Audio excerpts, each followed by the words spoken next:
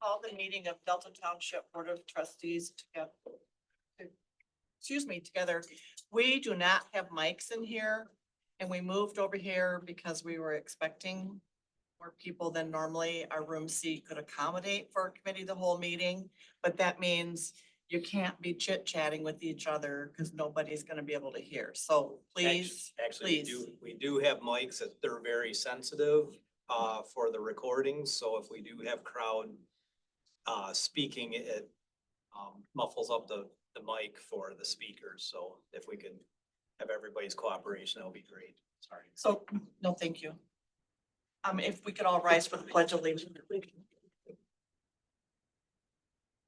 I pledge allegiance to the flag of the United States of America and to the republic which stands one nation, indivisible, with liberty and justice for all.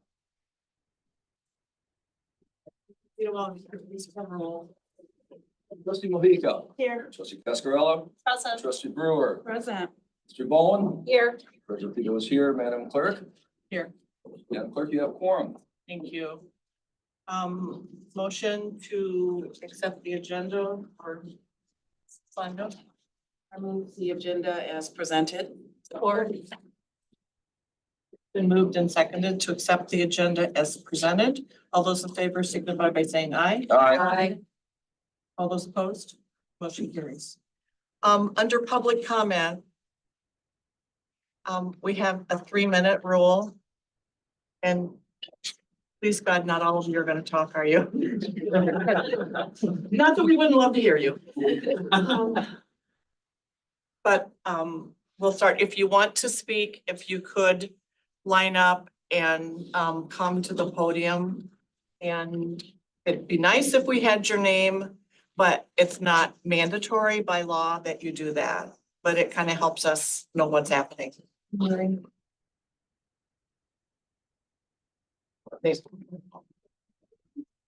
And it is comment from us. We'll take your input, but we're not gonna go. Absolutely. Not a problem. Go ahead. Good evening, board members. My name is James Lennon. I reside at 6560 Lansdowne Drive. I'm a Mid-Michigan Mountain Biking Association board member and the trail coordinator for Anderson Park in Delta Township. Partnered with Delta Township in 2008, the Triple MBA spent 2 years creating Trail of Anderson. In the process, we gathered and hauled away 2 dump trailers of trash, the remnants of old homeless shanty towns, and worked tirelessly to become a more positive, regular user group of the nature park. Since 2008, the Triple MBA has been the main caretaker of the trails as we maintain weekly by cleaning, weed whipping, and clearing fallen trees. From 2023 to 2024, the Triple MBA, its members and volunteers have donated $4,800 to improve the park, which includes a newly built bridge on the Blue Loop to ensure safe passage for all.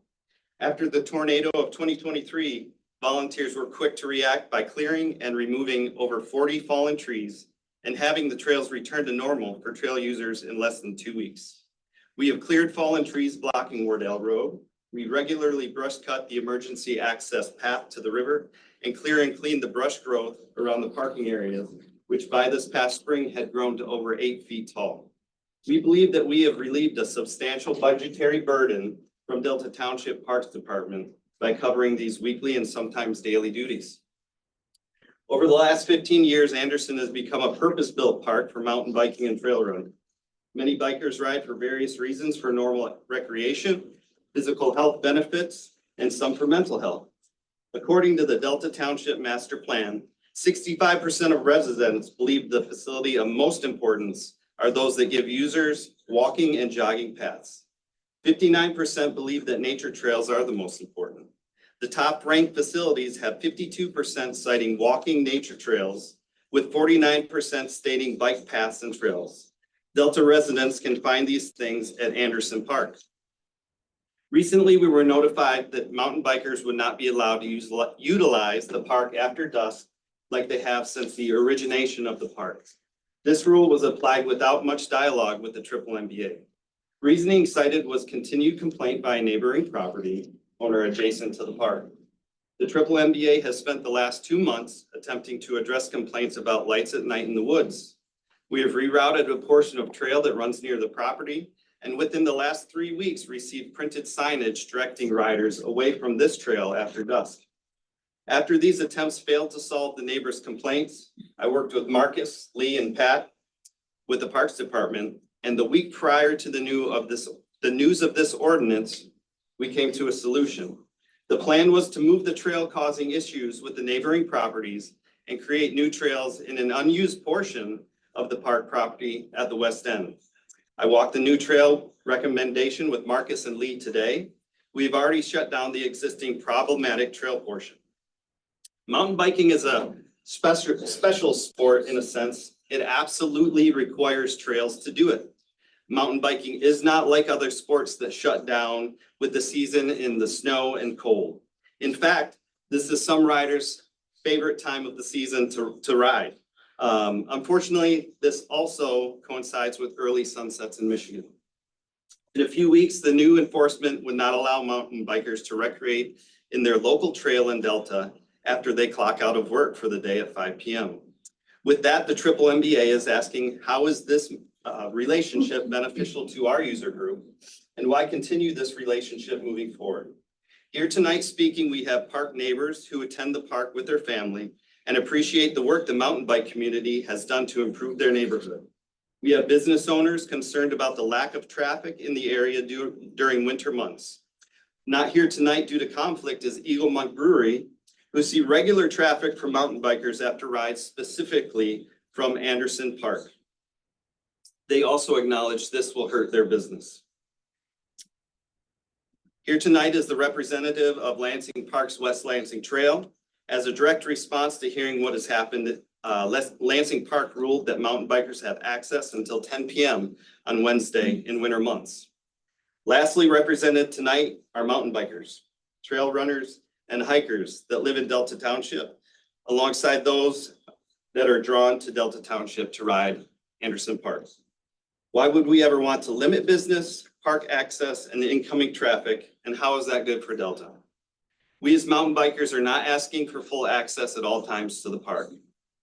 We ask you as board members to reconsider the implementation of this rule and consider a quiet time hour format, 10 p.m. to 7 a.m. or something of the like. We hope to have that conversation. In closing, here are a few stats to consider. Winter fat tire biking is the 3rd fastest growing sport in America. Trail running is the 7th fastest growing sport in America. Adventure racing, which includes mountain biking and trail running, is the 8th fastest growing sport in the world. And cycling is the 17th most popular sport in the world overall. Additionally, the Lansing area boasts 2 youth mountain bike organizations, 3 cycling organizations, 7 other cycling clubs and groups. This new enforcement negatively affects all of those young and old. I ask that you meet us at the table, reconsider this new move of enforcement, and that we can find a solution together. I appreciate your time.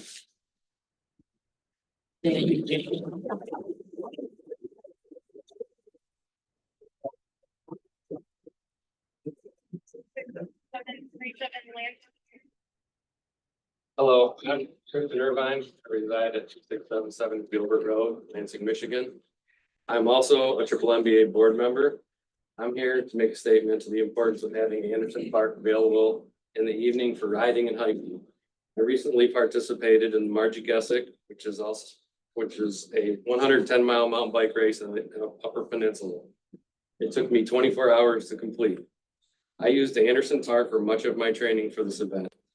Riding in the dark in the woods is something you have to be able to do to finish this event unless you're one of the elites who can finish it in 12 hours or less, which typically is around 12 people out of 500-ish who start. I'm not one of those people, so I needed to be comfortable with being in the dark. I was curious as to what my latest ride at Anderson was this year, so I looked back at my Strava data. Strava is an app us mountain bikers use to record data such as speed and distance. Start and finish times are in there too. My longest and latest ride at Anderson was on September 3rd this year. I started my ride at 4:45 p.m. and rode 40 miles, 6 laps over the next 4 hours. I was able to do this and still be rolling out of the park by 9 p.m. I trained all year for the margin. Anderson was crucial for my success. Anderson Park is the only mountain bike park in the immediate Lansing area that allows for night riding. Anderson is 10 minutes from my house. It's convenient and a precious commodity to me and the community. There are other parks available if you want to drive to Potterville, Charlotte, or Langsburg. Outdoor winter riding was also crucial for my training, and more importantly, my mental health. I'm one of those people who gets seasonal depression being cooped up indoors in the winter months. The ability to get outside and ride my fat bike after work in the winter when the days are short is important to me and others in this room. The closing of Anderson Park at sundown takes away a good half of the year to recreate locally on our bikes or on foot after work. I should also mention that most of my rides there are not 4 hours. Typically, I run over to Anderson, do a lap or two. I'm out of there in 45 minutes to an hour and a half at most. Like I said, it's convenient, local, so it doesn't take away a lot of family time. I can do a quick lap and still get home for dinner. I get my mental health break, which makes me a better husband, father, and grandfather. So to keep it brief, I hope I convey the importance of having Anderson available in the evenings. I hope the board considers the issue at hand and we can come to a reasonable solution for us. Thank you.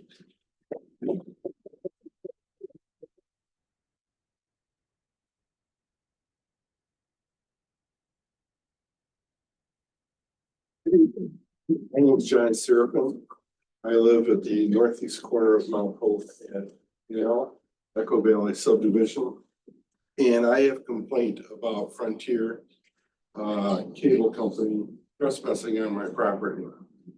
I came, the second of this month, I came home to find a notice on my door that Frontier intended to be installing facilities in the area. I currently have Comcast, and about 2 years ago, MetroNet came into the area. Now, we've got a third cable competitor, if you will, in the area. The notice that they left on the door left a phone number to call if there was any questions or concerns. I called that day, which was the second, and left a message that they were not to enter onto my property, that they would be trespassing. I did get a follow-up call the following day from not necessarily one of their representatives, but one of their contractors, which the name on this notice said to contact KANAAN, Canon, which apparently is a subcontractor or contractor for Frontier.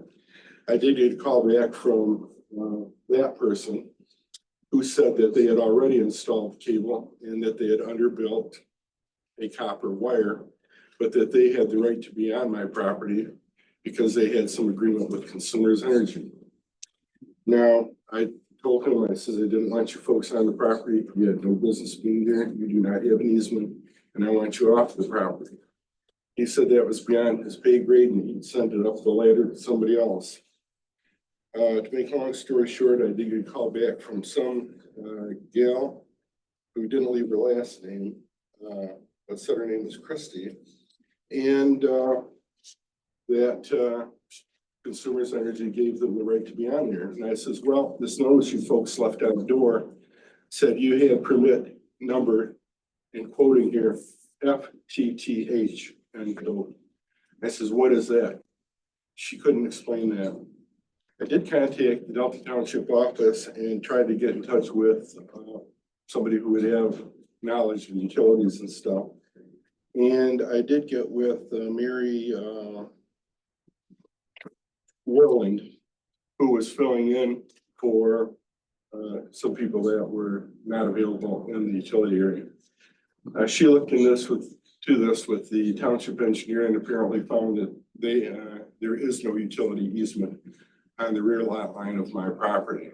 And I know this to be a fact because I've had a problem in the same area before with people wanting to trespass. But here we've got a commercial operation, Frontier, wanting to use my personal property for their financial gain. I object to that and I want them off of my property. About 2 years ago, when Metro came into the area, they did an extremely terrible job on lawn restoration. So I approached the township at that time. The township had an understanding or a contract with them that if they did not take care of the restoration and stuff, that township could go in and bill them for it, which the township did do. I suspect, but do not know, the township has some sort of a similar arrangement with Frontier. Frontier is not getting back with me. Mary Worland is looking into this a little bit further. She apparently had a Friday off. But I wanted to come here and speak to the board on behalf of Frontier trespassing on my property, which I have ordered them off. And of course, they're content now that they've got their stuff up to be there. But I think it would behoove the township to take a look at every single inch of ground that they are intending to put their facilities on or over to make sure that they even have any right to be there whatsoever. But let me emphasize one thing. Where I am served electrically, it is not Consumers Energy, it's Board of Water and Light. So they can't have a Consumers Energy agreement of any sort. The Board of Water and Light does not have an agreement or an easement to be on my property. They are on my property because I invite them to do business with me. The same with Comcast, whom I have as a provider. It does bring into a question in the bigger picture of things. Why would you need 3, 4, 5, or 6 cable companies in an area? How many people could be there to serve the few customers that are there? It kind of really brings to question the overall planning. It's nice as a consumer to have the ability for choice, but on the other side of the coin, it is overkill and unnecessary. So I'm asking the township to take the initiative to look into Frontier's practices and see to it that they are off of my property. Are there any questions I can answer? I have one question. Is where they're trying to put this line, is it your backyard or front? This is my, the backyard rear lot line. Okay. And the line is onto my property by roughly 2 or 3 feet. And just to follow up, who is on the other side of your lot line in the back? There are 2 other residents that back up to my rear lot line. My property is lengthwise north to south. And on the south side of Echo is an east to west street. On the south side of Echo is, and on my property is the utility overhead pole line that they have attached to, but it's still private property and no easement. Thank you. Oh, And thank you for your time. thank you. So I'll just say that the township will continue to communicate with you and see where we are. Mary has my number. I'll let her. So we did meet with her last week.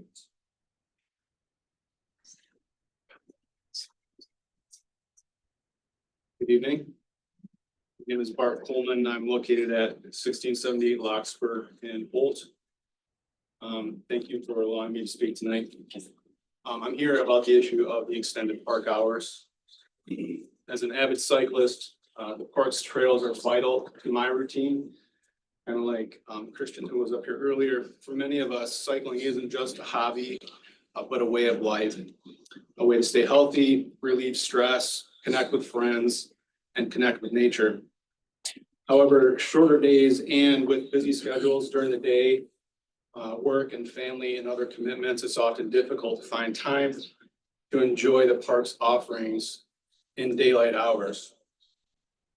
I've used these trails for years now, and I've come to think of it as the go-to local night riding and training location. I say training because I've used the park too at nighttime for event preparation for races that take place in the dark, potentially.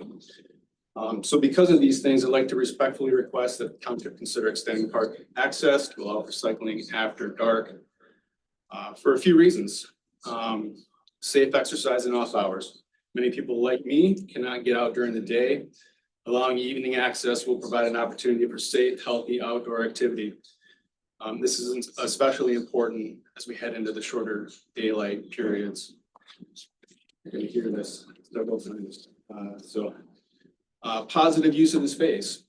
Evening use and of the park can deter illegal or undesirable activities on the property. An increased presence of law-abiding citizens, runners, hikers, cyclists could help maintain and steward the public space during these extended hours. And then finally, community engagement and well-being, extending park hours to accommodate after dark use would encourage residents to be active and engage with their local environment, creating a stronger sense of community and well-being. So to wrap up, I believe continued after dark access to the park's bike trails would be a good choice for many in the community. And I'm confident that with a thoughtful approach, we can make this a win for park users and neighbors. I urge the committee to consider the suggestion and explore ways to make this a reality for those who want to responsibly enjoy our park a little bit more in the winter months. Thank you. Thank you.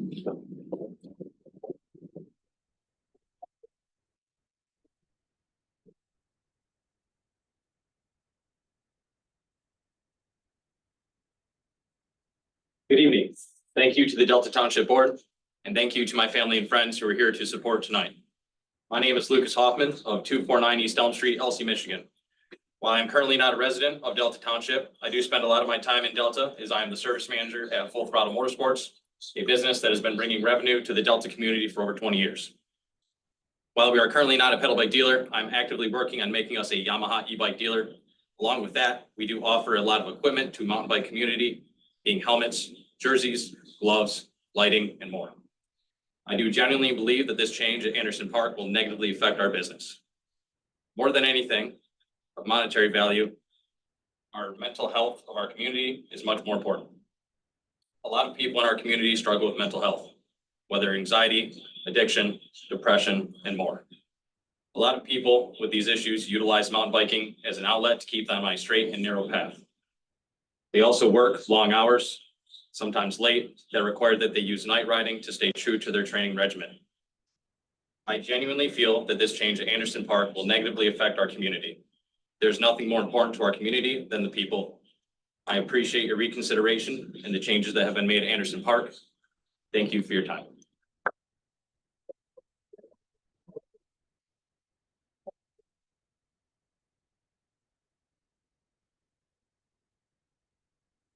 Hello. Thanks for giving me the opportunity to speak tonight. My name is Craig Payment. I live at 6217 Jason Road in Langsburg, Michigan. I travel to Anderson Park quite frequently to use these trails. I come there because it's a local favorite spot, given that the style of the trails and the amount of work that the Triple MBA has put into them to better the community for which it's in. So many people from all over the area come here to ride or hike for these trail systems. Now, a little bit about me. I'm a 911 emergency dispatcher. I've been one for 17 years. I've handled a variety of calls from anything from a stolen package to people being shot to infants not breathing. As you can imagine, this job is highly stressful, and that stress can affect physical and mental health. The same can be said of the stress level of the professors and the contractors, the doctors, mechanics, engineers, and so many other professions, all who utilize this trail system. I started mountain biking about 8 to 9 years ago to keep myself healthy and my stress level in check and my mental health in check. And obviously because it's fun. We're making lifelong friendships, and this all starts with the trails we ride. Imagine it, Delta Township, the place where friendships are created. Unfortunately, due to the times that I work and that many others work, some days we don't get out until 6 or 7 at night. Now that we're going into the winter hours, it's dark by the time many of us get out. This wasn't an issue until now. By Anderson having a restriction on nighttime riding, this eliminates one of the best and only options for myself and others who work non-traditional hours to get any sort of exercise or time to decompress. Sure, I could go home and do some sort of physical activity in my home, but if you've ever ridden a mountain bike down a trail in the middle of the woods, you know that it's a calming experience that can't be replaced. Anderson is the result of a community that has come together, and when people come together, great things can happen. A lot of hard work has gone into that place, and to have it shut off as the sun sets is a disservice to those coordinators and the community that have worked hard to maintain and improve them, as well as those that enjoy them every single day.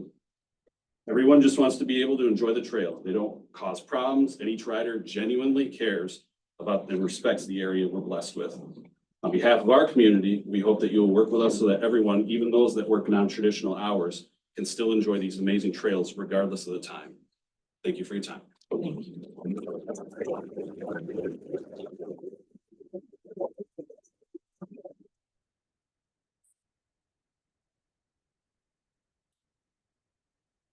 Hi, my name is Christy Grimes and I live on Old Lansing Road, just down the road from Anderson Nature Park. I was asked to speak tonight to talk about how my family has used Anderson Nature Park, over the years. When my kids were little, we started about 2015, we'd go for walks there. We would have picnics there. We would spend hours there because I'd get lost on the trails and a 15-minute walk would turn into a 3-hour hike, but we loved it. It was great. We do geocaching there. We still do it today, even though the kids kind of know where they are. It's not so exciting, but we still do that. I walk our foster dogs there. And there might have been a time or two where I've driven to the parking lot at night and ate a taco by myself, just listening to the silence, needing a break from motherhood and everything else for a little while. We have loved Anderson Nature Park, sorry. And now my kids are old enough to start mountain bike riding. Something I wasn't too excited about because I'm old. I break a lot easier than they do, but I believe in supporting my children, so we went into it. I joined the organizations, my children, I have forced them to do volunteer hours on the trail, hoping to teach them that you have to volunteer and support the things that are important to you. So there have been out there shoveling dirt. Even my 6-year-old is with a shovel out there, helping with the trails, cutting things down. They have been involved. The best part about Anderson is that I feel safe there. My children feel safe there. We are close enough that I can send my oldest two to go ride the bikes on the trails there, and I don't have to worry about them. How many places in Lansing area can you feel safe enough to be like, hey kids, go lose yourself for a few hours and come back home? Anderson is very unique that way. What everyone else has been saying, with the daylight shrinking, my kids will not get as much time to ride their bikes there. We tend not to go as much as we used to just because after school activities and getting older. So our times are more limited. And when we have a moment, it's awesome to be able to go out there and get it done. But with limited hours, that will be much harder on our schedule. The kids, they love mountain biking. They love the blue trail in particular, mostly because that's the only one I will go on. The red's a little scary for me still. And the green, I just get lost on constantly. We don't even talk about the green. So the blue is our trail because it's easy enough for me. It's still exciting enough with the older kids that I can walk my bike and they can do the jumps. It's a good combination for us. So that's just one to express my love of the Anderson area and tell you how our family uses it, especially one being so local to the area and supporting it so much. Thank you. Thank you.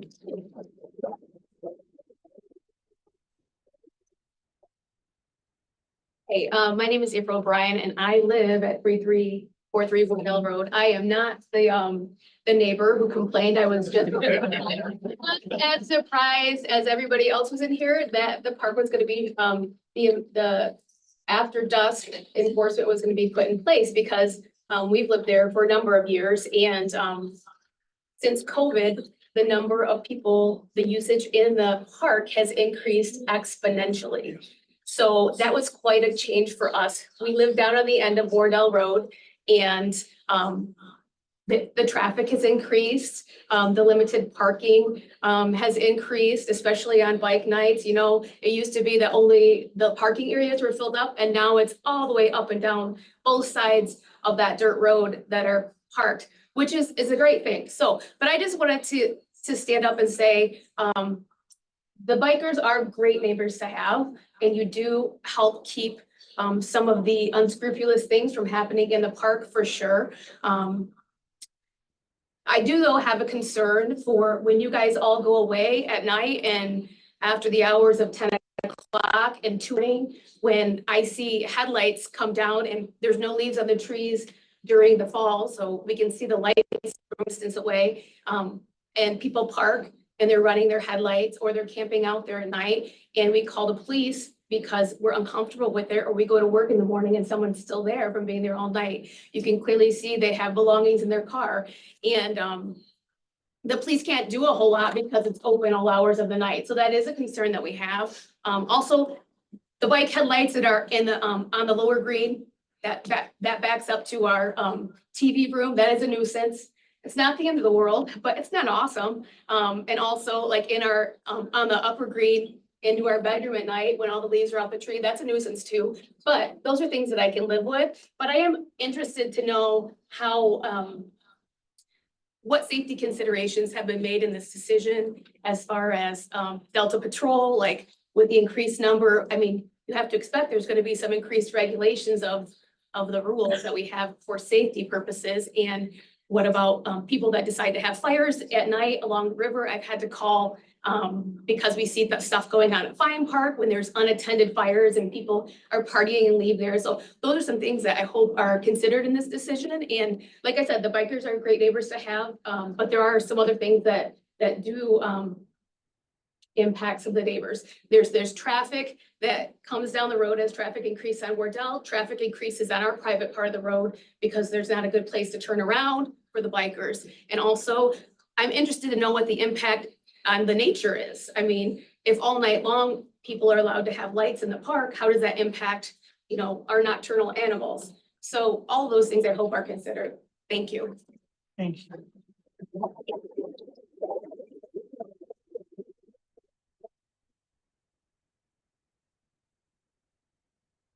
Hello, my name is Jessica Kraus. I reside at 1236 West Northrop Street, Lansing, Michigan. I myself am a mountain biker. I'm also the parent of a mini mountain biker. I have an almost 3-year-old son who rides at Anderson consistently. Unfortunately, with the time restraints put in place, we don't get to take him out hardly ever now. He has other commitments prior to mountain biking. And when we get done with those and take him out, we cannot take him to ride the trail and have him finish before dark. I would highly appreciate if we could consider adding extra time so that we can let my little boy ride. Thank you. Thank you.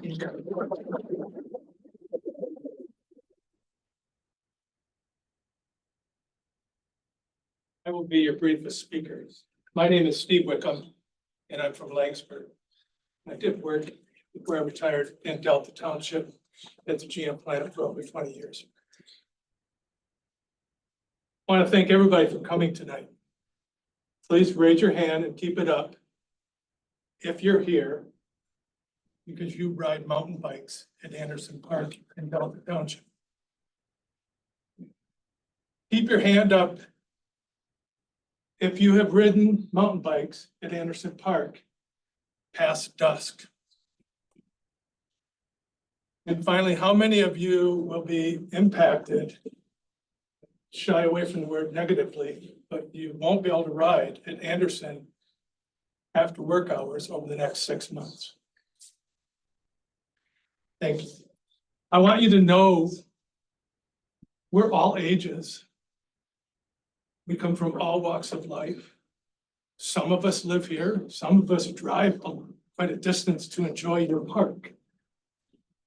We are all very confused by what we think is a sudden, we also think unfounded decision that affects a lot of people. And so we hope that a reasonable solution can be arrived at. When we're out there as a group or as individuals, and it is past dusk because it's after work, I'm gonna tell you, I've never been out there past 9.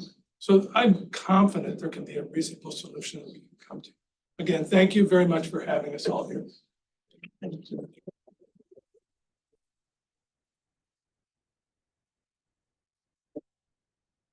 My name's David Howell.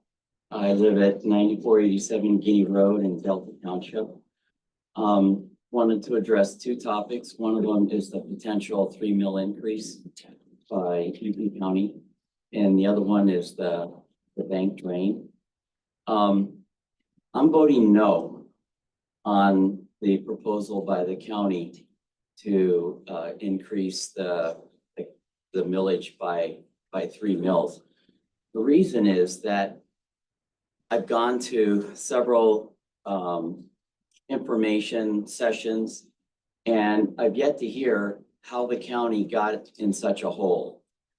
You know, we're surrounded by Ingham County, Jackson County, Berry County, for instance. They all have cities there that are larger than Charlotte.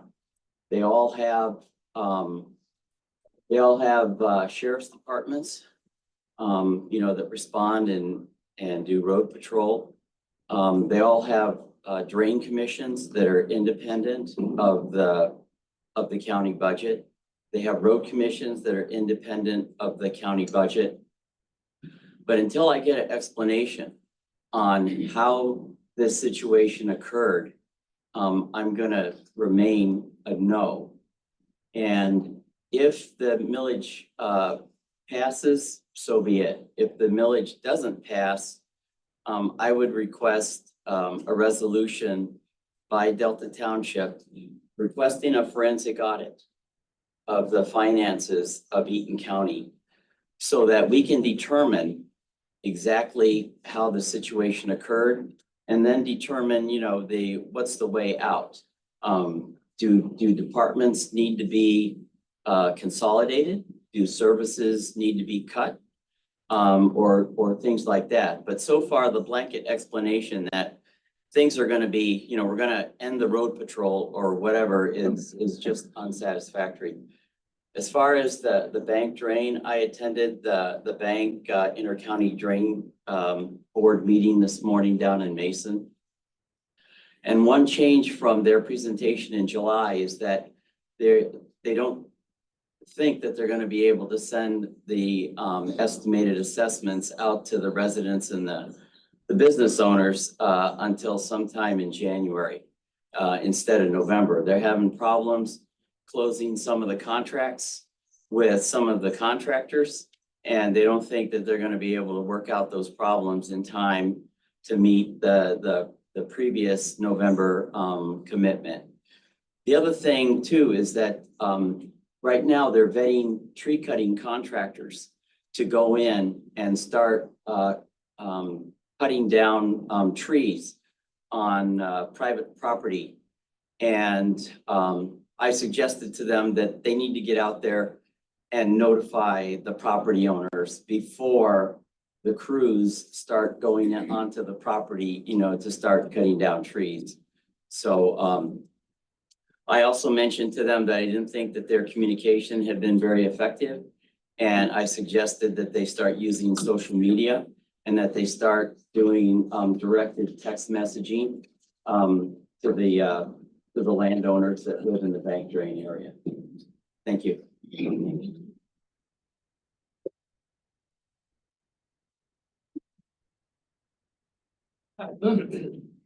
Hi, my name is Benjamin Jones.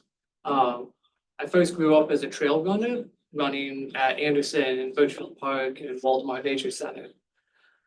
In high school, I started doing triathlons. I had a good friend who got hit by a car and had a lacerated spleen and was in the ICU for weeks. I had switched away from road cycling to mountain biking to avoid drunk drivers and kids texting while driving.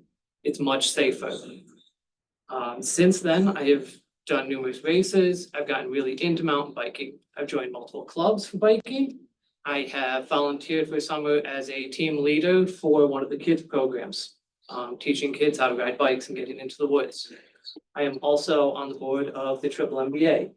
These trails are a huge resource, both for the physical health and the mental health, which became very abundantly clear after COVID, where we need spaces that people feel safe, that they can get out and be with trees and be in nature. We also should think about the fact that there's not a lot of areas that don't involve substance abuse. I could go bowling in the bowling alley, there's a bar. I go to the brewery where everyone's drinking, or at X, Y, and Z. We don't have that at Anderson. We have a safe spot that people can go and get away from everything else and be healthy. And this change in the hours drastically changes that, especially over the winter months when numerous people suffer more from seasonal depression and need that vital escape. I just want that to be noted as well. Thank you.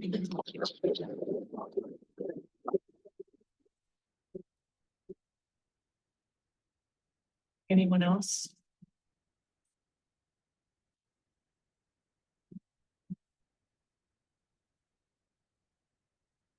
My name is Jason Wheeler. I'm from Basin. The Anderson Park is a go-to for me. It's a 20-minute drive from my house to go there, and I use it throughout the winter. I find it very much a stress relief and good for my mental health in the winter. And I can't get there before dark. I mean, it's just kind of a hands down thing. One other thing I want to point out, I have quite a few friends that are very introverted. They wouldn't come here tonight. They won't make a phone call. They won't say anything to anybody. They use the park. Two of them have told me, well, I won't be riding during the winter this year. There's no other place for us to go.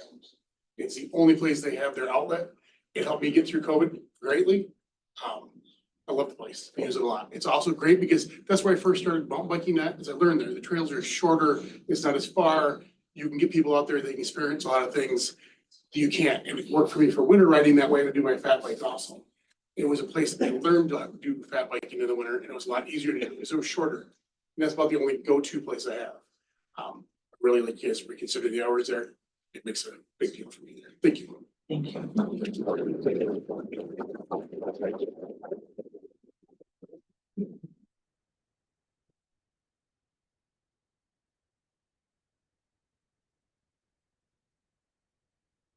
Thank you. Scott Fink, 340 Van Buren in Diamondale. Thanks for having me. I'll make this quick as well. I also live on a trail. It's a little different. It's a water trail, the Grand River, right over. It's fantastic. When we moved there, no one was ever there. Now there's the canoe library. People come past all the time. Put a curtain down, or I can close the window. People come up fishing. Sometimes they come fishing at night. They have spotlight. Put the curtain down, close the door. Some people play Def Leppard. It's unfortunate, but it happens. Close the sliding door, end of problem. That's all I've got to say. So think about that. Think of this situation. Yeah, not that hard. Thank you.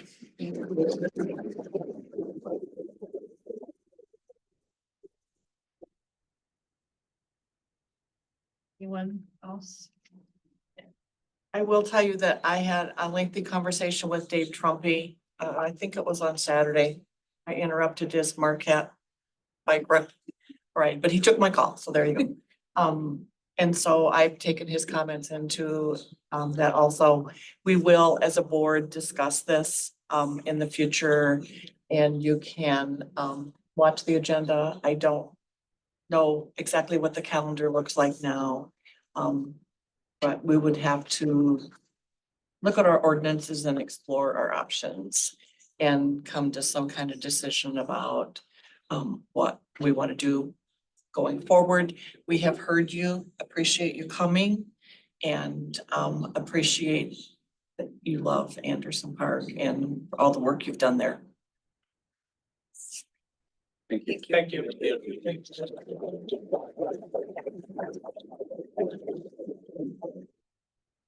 That said, I gotta find my agenda again.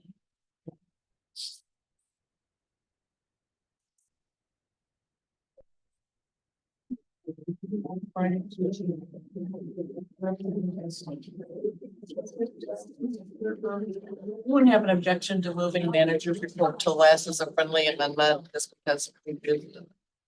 It's fine time right now, okay. Give them all a little bit, time to leave. Those that want to leave, you're welcome to stay. We have interesting meetings. It's a shame. Yeah.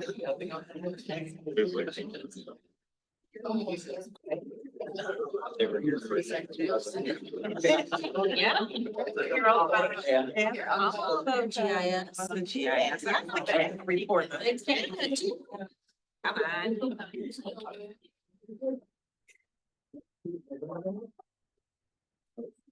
Um,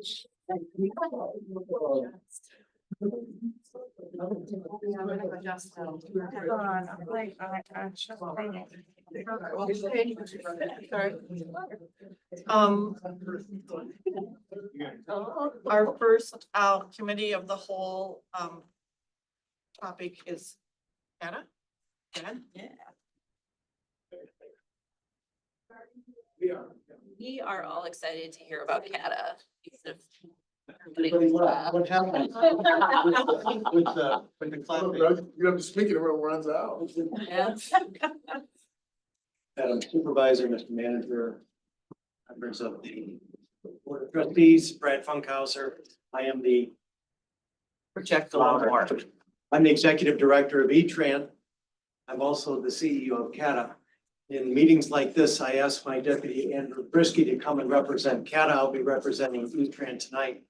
I also have Kai Christensen, who is the Service Planning Manager at CATA, who was instrumental in helping do this study, and I asked him to do the presentation. So without further ado, and your permission, Madam Supervisor, I'm going to introduce Kai. Thank you.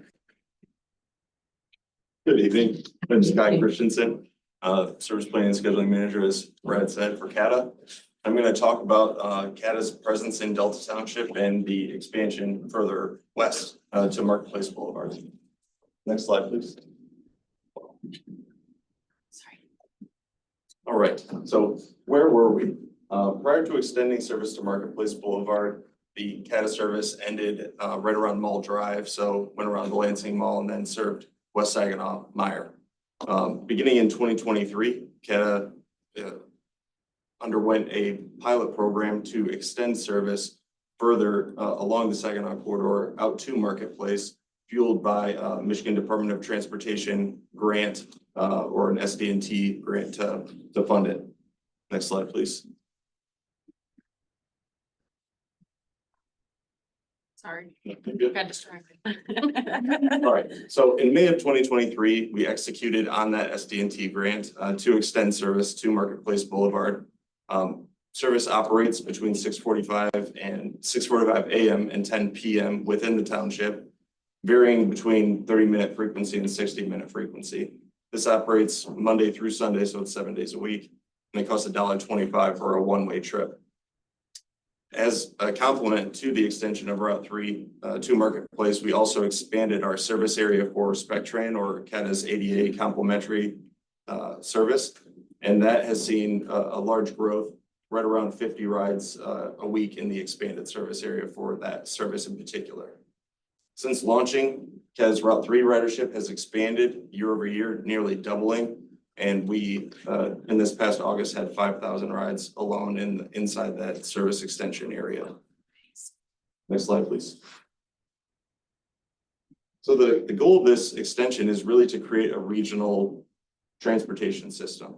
Now, CATA doesn't stretch all the way into Eaton County or into Clinton County, but we can make planned connections, and that's exactly what we're trying to do.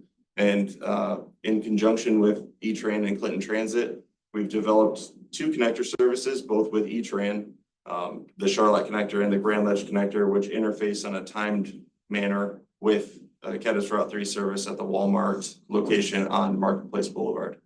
Clinton Transit also uses that area to pick up and drop off their demand response clients who want to use CATA's service to go further into Eaton or Ingham County rather. Next slide, please. Thanks.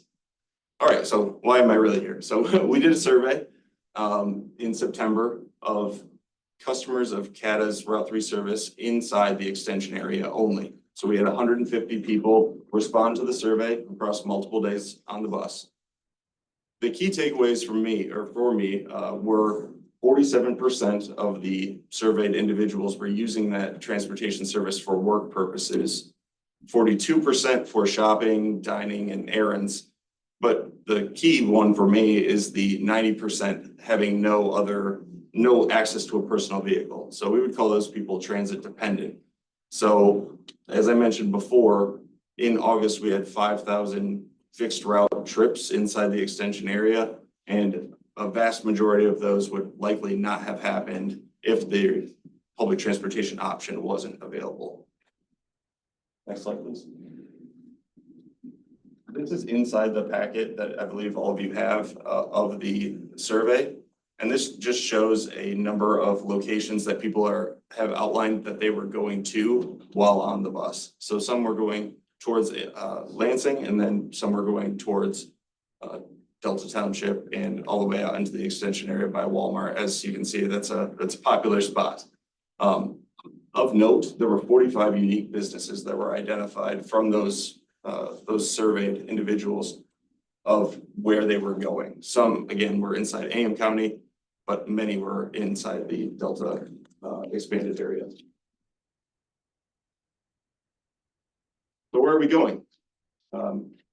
We are going to be working with the township staff to identify gaps in our service and strategize ways to identify how best to fix these issues, whether it's service not going to a particular location like the Delta industrial area, or developing bus stop infrastructure to make sure that our bus stops are accessible to all members of the community.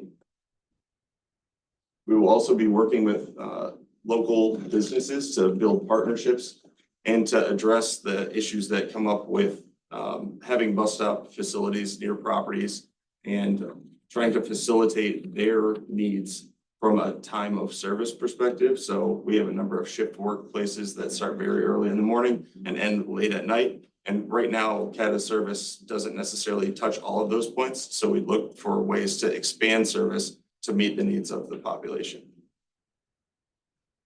Next slide. Open to taking any questions.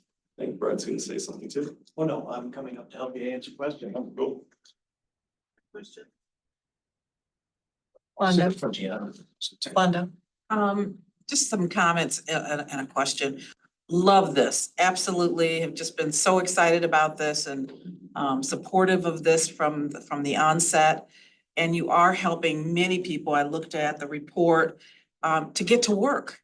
They're getting to work, and this is a good way for them to do that. I wanted to find out what was going on, what's the status of the shelter at Walmart?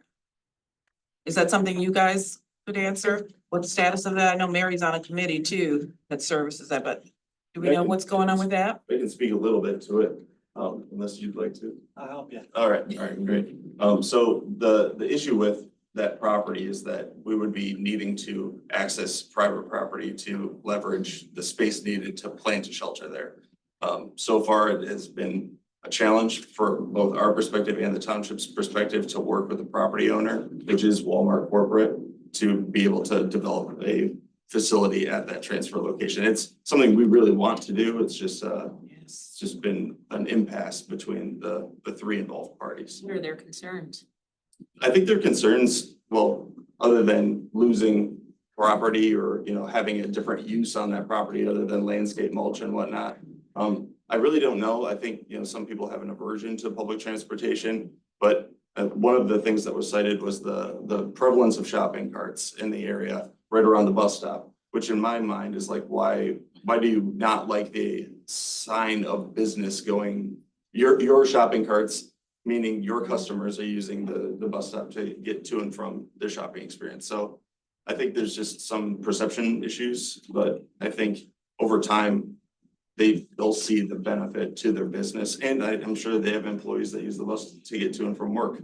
And my last question for you is, the only thing that I saw that was an opportunity in here is there is a lateness challenge with one of the buses. So I don't know what's going on with that and what you could do about that.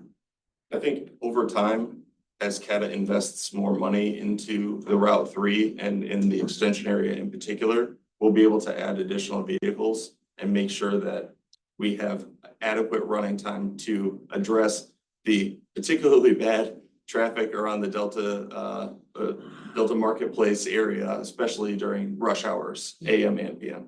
And that's what's causing? Much of it is traffic related, yes. Yep. Thank you. And I just want to say, one of the things on the E-Trend board, which I'm Delta's rep on that board, that we wanted to be able to take to Walmart and take to basically in general information was who's using it. And so the survey and the number of people that were using it for jobs is something that we can now go and talk, but we have something concrete now before we had the, I think. So the survey was really, really important. And this whole project was a 3-year grant funded through stuff from the state of Michigan, MDOT. And we're down to the point that we are going to have to get a little more serious about what this means and what do we want for our community. So, Andrea. Well, that's a great segue because it ties into a question I was going to ask. But before I do, I just want to make a few comments. One, really appreciate kind of the effort as you were wrapping up your presentation, talking about kind of what you're looking at going forward, how to better serve the community, the businesses, residents, all of that, how to improve. And obviously the survey, just incredible feedback on what a successful pilot this has been. And, you know, I know we had done a pilot before and that data, I think, really gave some consternation. Was this the appropriate investment in what we were doing? And, you know, this it's just been incredible and I think shows a really impactful effort with this route in so many ways. That my question really was to kind of to Mary's comment is, as you're thinking about what next, what does that, obviously being a grant, what are those things, what do we need to be thinking about funding wise long-term, if this is something that we want to sustain? And I don't know if there's the opportunity for future state funding or if there's federal funding, or if this is something as a community we may have to make that commitment to, but just would appreciate any kind of insights on there, some of those options. What do you think, Kai? No. Well, my pay grade. You're excused. There you go. Excellent question, and thank you for asking it. It's a tricky question because we're dealing with two agencies and two boards and the state of Michigan. And the way this is set up is it's very difficult to stitch the two together. It was not designed to fund regional transit, even though that's what a lot of the state is asking for right now. So how do we build that? Well, the best practices that we found were to go, and follow me on this, go and ask the people on the bus what they want for service. And I think that's where the magic comes from. So as far as funding it, we are 2 years into a 3-year process, working with Madam Supervisor on the E-Tran board under her and the rest of the board's direction. We put together kind of a service plan. How could this unroll? What we're seeing from both of those agencies is a willingness to collaborate and even find a lot of efficiencies on that, but it will need permanent funding probably in a year. And what we're prepared to do after the election, we have a lot of the metrics ready to go, is begin the conversation of how do we permanently fund the Route 3 and the connector service? Are there other opportunities like microtransit? We would respectfully ask to come back another time and talk about microtransit, which is going to be coming online for the major employers in Delta Township, overnight shifts. It's a very different type of service, but we want to pilot that. So are there other grants? Yes. In fact, I think we will be announcing some fun stuff in the future. However,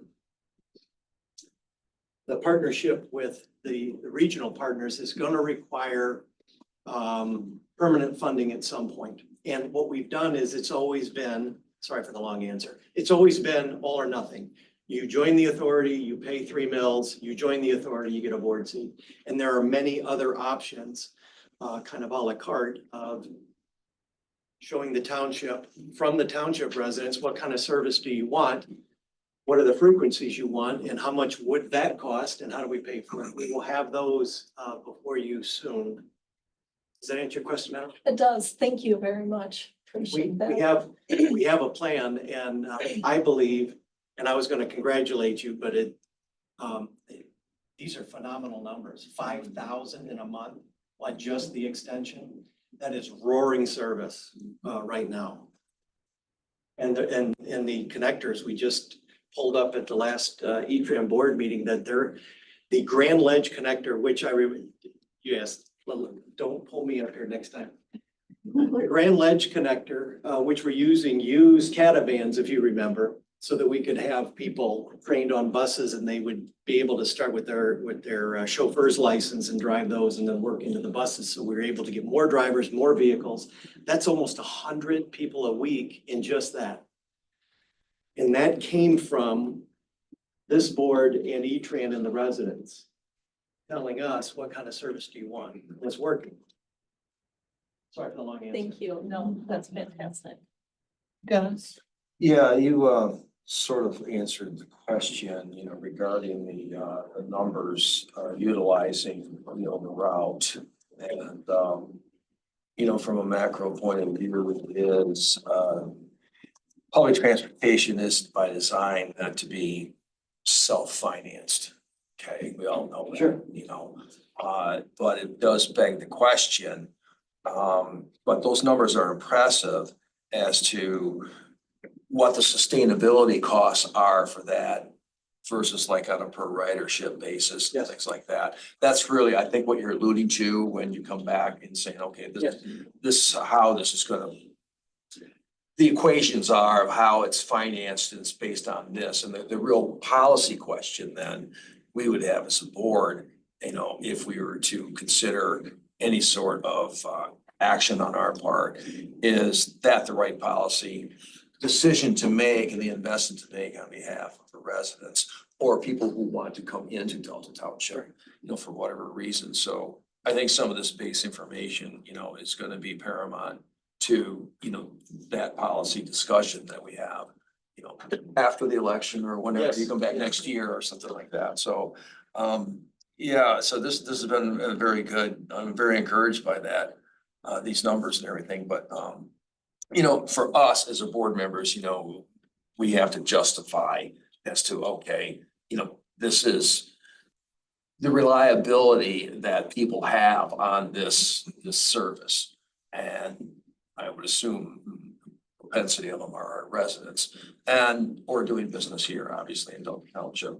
So that's where we have to muster our decision as to whether this is a investment that what we need to do or not do. So this helps us along the way and we look forward to having those other discussions. Thank you.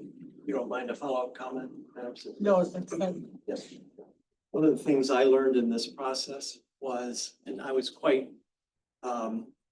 surprised that half of the riders are coming out here for employment. That surprised me.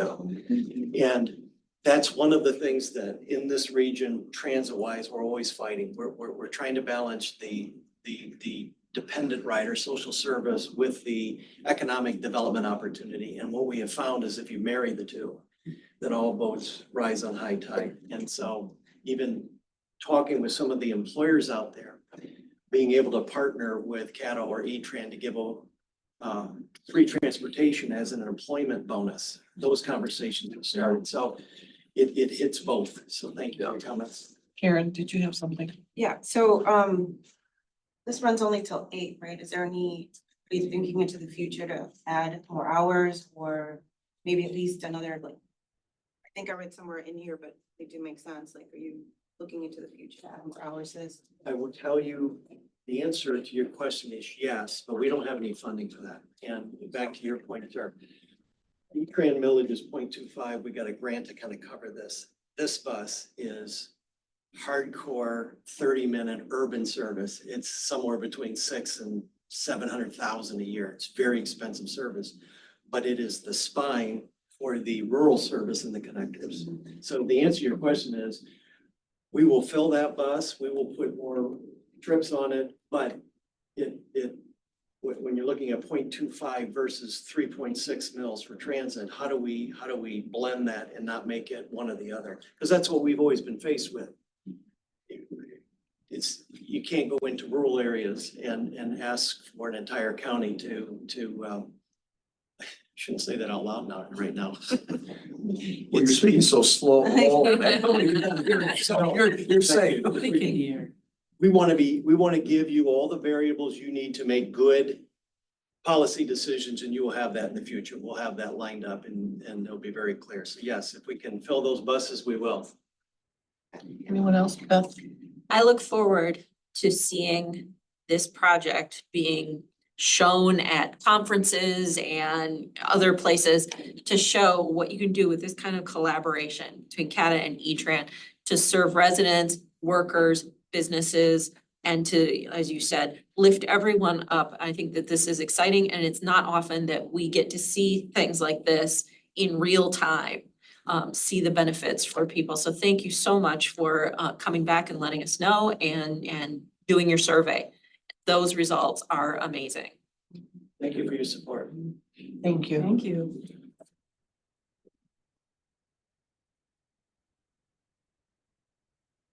I'm not sure who's joined the GIS. Jake, Nick? Nick, I'm gonna jump in, I'll do an introduction, I'll kind of a couple items, but. Yeah. Okay. Thank you very much. See you guys. Thank you. Thank you.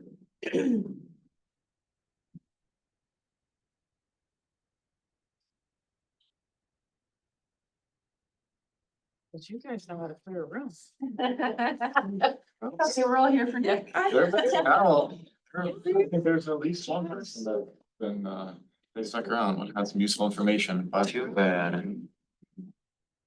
This is for you guys anyway, so.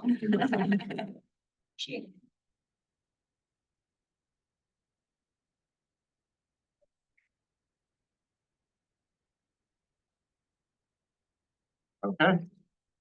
Well, thank you guys. I know it's been a long meeting tonight, so hopefully we can kind of make this a fun item to cover.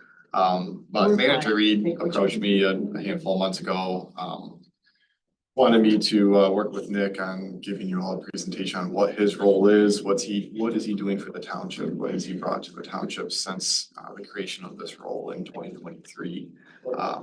So just wanted to give this presentation, give a brief informational session on that. What's the position itself? What's the progress he's made? Improvements to the accessibility and workflow efficiencies, and just general tools that we have available now.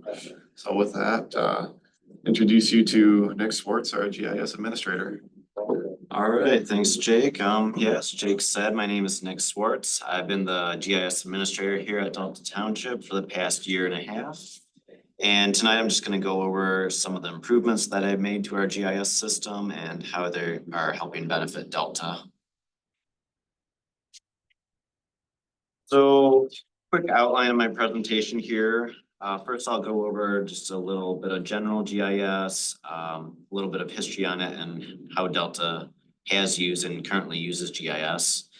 Then I'll talk about how Delta uses GIS internally. And finally, I'll create a couple of our GIS apps available to the public. So first of all, what is GIS? It stands for Geographic Information Systems. Most people think of it as just maps, but it's also the spatial data behind the maps. So for example, in this screenshot here, you can see the location of this water main next to the administration building, but then you can also see there's a lot of spatial data attached to it. For example, it was installed in 1993 and it's made of ductile iron. We've been making a real push to use GIS as a tool to help us in our asset management efforts, and I'll give it some examples of these in a little bit.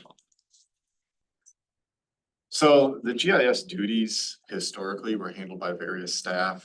A couple of our individuals in the engineering department that have since retired. And then Dave Marquette handles some GIS items as well in IT. And with the retirement of some engineering staff and Dave's focus really needing to be on the township as a whole, all of our networking, software, digital security efforts, there really was this need for a full-time GIS position. I know that was brought to the board. I think I had it in the memo. I forget what year it was, end of 2022, and approved by you all. So again, just wanted to bring it all full circle and show you, by that gracious approval, what we've been able to do since then. So prior to Nick being on board, staff did a great job at building an initial database. What you see on here is kind of what they were doing. They were drawing in our water main, sanitary sewer, putting in this basic information, and Nick is able to take that and run with it and build upon it even more so that we can start to use this historic information for more analysis purposes for planning in the future. You know, having a full-time GIS administrator with the education and expertise specifically in GIS allows us to build upon that. So as I mentioned, having that digital clearinghouse, so to speak, for our asset management. GIS is a very powerful tool beyond just mapping and pretty pictures. So, and we look to take advantage of that here in the engineering department. The other thing I do want to mention, I think I had this in the memo as well, is the creation of this role does address the township's strategic plan. It's a key infrastructure objective to utilize and enhance the township's GIS database and decision-making capabilities.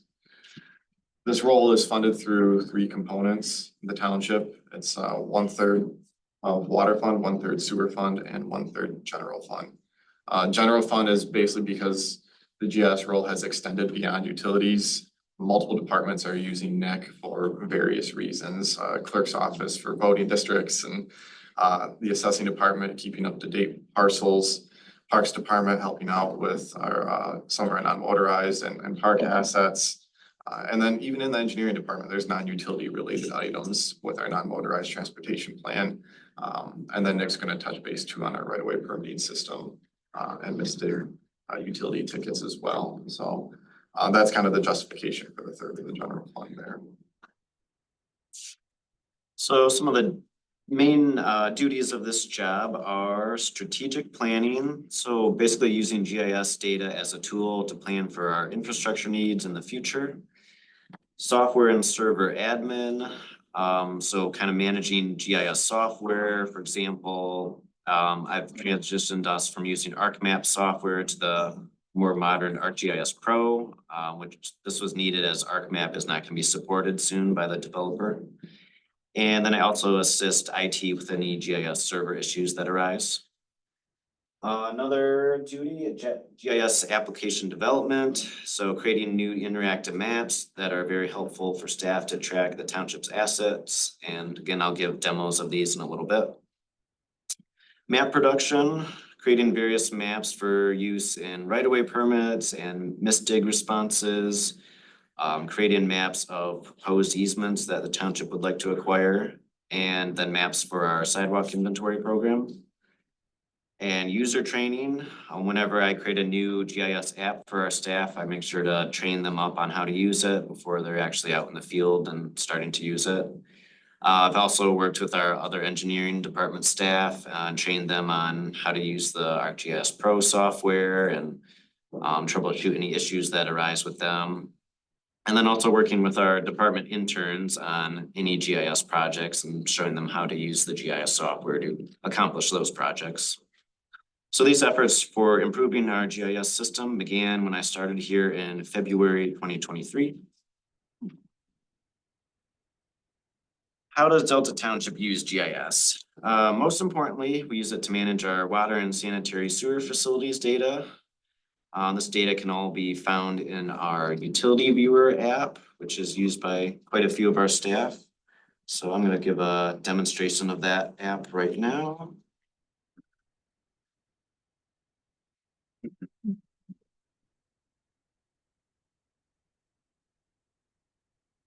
Okay, yeah, this is the utility viewer. So as a caveat, this utility viewer was created before I got here by a consultant. But I'm currently in the process of creating a new utility viewer 2.0, as I'm calling it. It's an upgraded version of it. So all of our water facilities are in blue here, sanitary sewer is in green. You're able to search for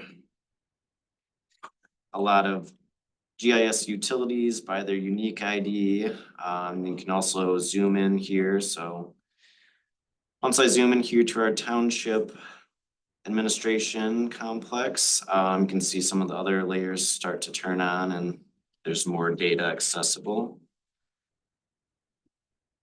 And then kind of like in that screenshot showed, if I click on a line here, say this water main, then you can see that the data associated with that. And I've even started drawing in some of our pending utilities. These dashed lines here are for the sheriff's substation project that's going on. These are kind of just the proposed locations of the lines right now, but once we get the project finished and actual as-built data, then I'll update them to the accurate locations. Nick, is this public data or is just for staff? This is all internal, so I'm gonna hit on that when Nick kind of covers kind of how this functions. But yeah, this is an internal lead map. Mm-hmm. To hear that. I'll also highlight some of the widgets here, the layers list. So besides what's currently shown on the map, there's these other layers that could be useful. For example, the stormwater layer, if you turn that on, you can see the stormwater facilities showing in orange here. And I will also especially highlight our as-built layer. So this is used very heavily by our utilities and engineering staff. The as-built are kind of the historic record of what was installed here. So if I pull up this one next to the fire station, this is the as-built drawing of what was actually installed and yeah, the historic record of that. And also touch on this, the add data widget here. So besides the layers that are currently in the map, there's this whole treasure trove of other GIS layers that might be useful to you, and constantly adding new ones. Any layers that staff have found helpful, I'll be sure to add those, and then they can be added into any of these interactive maps for staff to use. So say I want to search for subdivisions, I'm able to just search for that and add the layer. And then if I scroll over down here, you can see this subdivision here, Delta Downs, is shown here, and then you're even able to get to the subdivision plat map right from there, which is useful because a lot of legal descriptions are based off of these lots, like lot 4 or lot 2. Is this what Mary used to figure out that person who spoke in public comment that their property didn't have an easement on the back end? No, I actually contacted Nick because he's way better at it than I am. Well, Data, yes. Yes, okay. we do have an easements layer, but typically we've only been interested in easements that Delta Township owns, like easements for our water or sanitary or sidewalk facilities. So I wasn't very helpful in this instance, but that's always something we could look on expanding in the future, is adding different types of easements in there. Yes, absolutely. Point if I can ask, and I don't know if we do it or if it's something we would do as well, but thinking about that, I mean, it's easements, but they're also typically permits, and I don't know if there's like permit data that can be there when, especially if there's a project to do installations, fiber installation, things like that. It might be really helpful to have that, at least from the township's perspective, what we show officially being approved, permitted for a particular project, so that it can be kind of fact checked if there are residents that have issues. Yeah, actually just hold on 2 slides and Sorry. I'll show that. Yeah, you guys know exactly what's in the PowerPoint, I guess. No, but Doing all my surprises here. Trustee Brewery brought up a good point about asking the question if this is internal, and yes, it is. This is internal only. There's security reasons behind that. Yes. We're very careful about what we share externally. We certainly do not share the shapefile. So the shapefile is the dot file name type for GIS. We do not share that externally because of the critical nature of this infrastructure. That said, this right here, this utility viewer, is the first place that engineering and utilities goes to for private development. Where's this parcel located? Type in the parcel number or an address. What do we have nearby? Is there water and sewer connectivity? Those are often the first questions that we get. Quick answer right here. The as-bills being attached to that, the plat maps being attached, what I've mentioned is this clearinghouse for our digital database is all right here. And the efficiency behind that is phenomenal. Some of our historic records have been a bit disorganized, and Nick has really helped to kind of bring some of those together. And it is a work in progress. There's so much information out there, 50, 60 years of information that we're trying to compile digitally now. But At least the information doesn't retire with people now. Yes, exactly. And that's our goal. And then we're trying to train everybody on what is available so that this historic knowledge does not disappear. So, that ad data. Cloud-based, as they call it.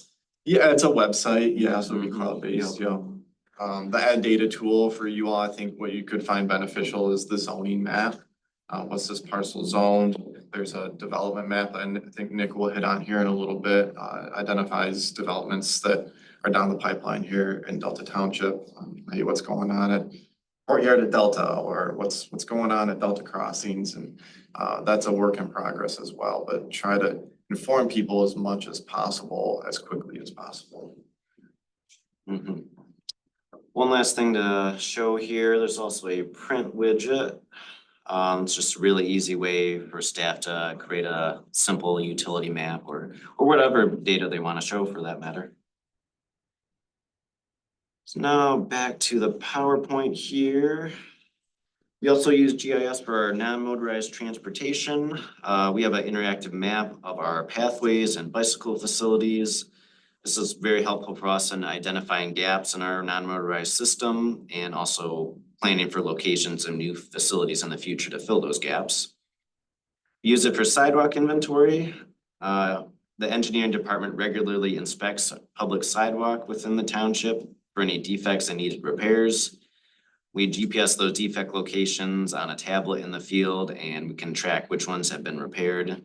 Without GIS, it would be very difficult to track the locations of these sidewalk defects. Grants maps, when submitting for grant funding for a project, we often include a detailed map highlighting the proposed project. This really helps the reviewers kind of visualize the project, and it's really essential for helping Delta secure funding for our projects. And finally, the parcels layer. I keep our parcel layer up to date with any parcel splits or combinations, and this is used by many different departments here and also the public as well. So I'm gonna touch on the grant maps real quick too, because these maps, the DNR, for example, is very particular on what needs to be on each individual map.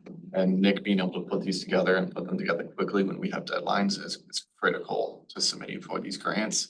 And we all know that obtaining these funds for the township is what allows us to go through these projects. And so it's a pretty big deal, I don't want Nick's efforts to kind of go ignored on that, because it is kind of step number one of even getting these out the door. So just wanted to point that out.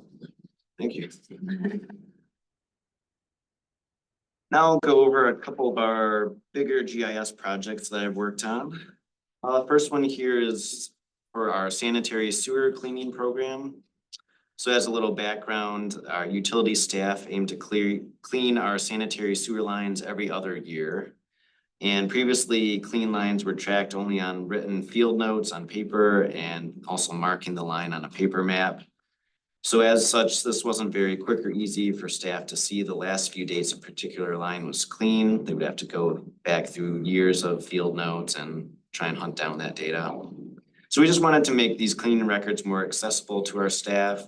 To do that, we armed them with a tablet, iPad tablet. And you can see the screenshot here on the right is a GIS app that they can pull up on the tablet. And they simply then click on a line, fill in a few of the fields there and hit submit. And once they do that, the record is saved instantaneously. And then right away, our staff can see that record within the utility viewer. And then also to go along with this, I created a dashboard here that kind of helps visualize the progress they're making cleaning these lines. I'll just show that very briefly here.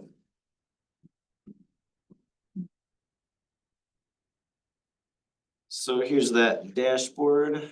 So the lines are color coded. Green lines have been cleaned this year, blue lines were cleaned last year. And red lines were cleaned earlier than last year, so. Might be helpful for staff to look at and take note of any of the red lines here. Might have to go clean those ones. And then you can also get to the cleaning records from here as well. Yeah, this tool is huge for ease of work in the field and the efficiency versus everything was tracked on hard copy and notes or paper before. And this visual representation just gives you a quick gut check of what do we need to do and where do we need to do it. And then the ability to access this not only on your desktop, but on your phone or your tablet, on a mobile device. The efficiency improvements, it's almost unmeasurable at this point compared to what was done before.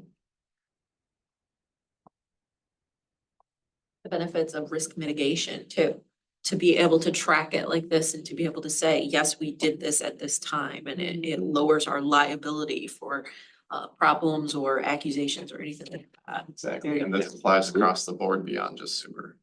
This is our pathways, water mains, this is every bit of township infrastructure that we have. It's our goal. Okay, now right away permitting. So this is another project that I added a GIS element to and greatly improved it. Any companies that want to install utility lines within the public right of way are required to apply for a right of way permit from Delta Township. We recently transitioned applying for permits through BSNA online, and during this transition, I also thought it would be beneficial to start tracking the locations of the permits in GIS. So to do this, I started drawing in their proposed utility lines in one central right-of-way permits GIS layer. There's a couple really big benefits to this. For one, if our field crews are out there and discover a company installing a utility line, they can quickly identify if that company has an approved right-of-way permit for that location, right from their cell phone in the field, and they can also see even the proposed locations of the line. So just to double check that the company is installing them in the correct locations too.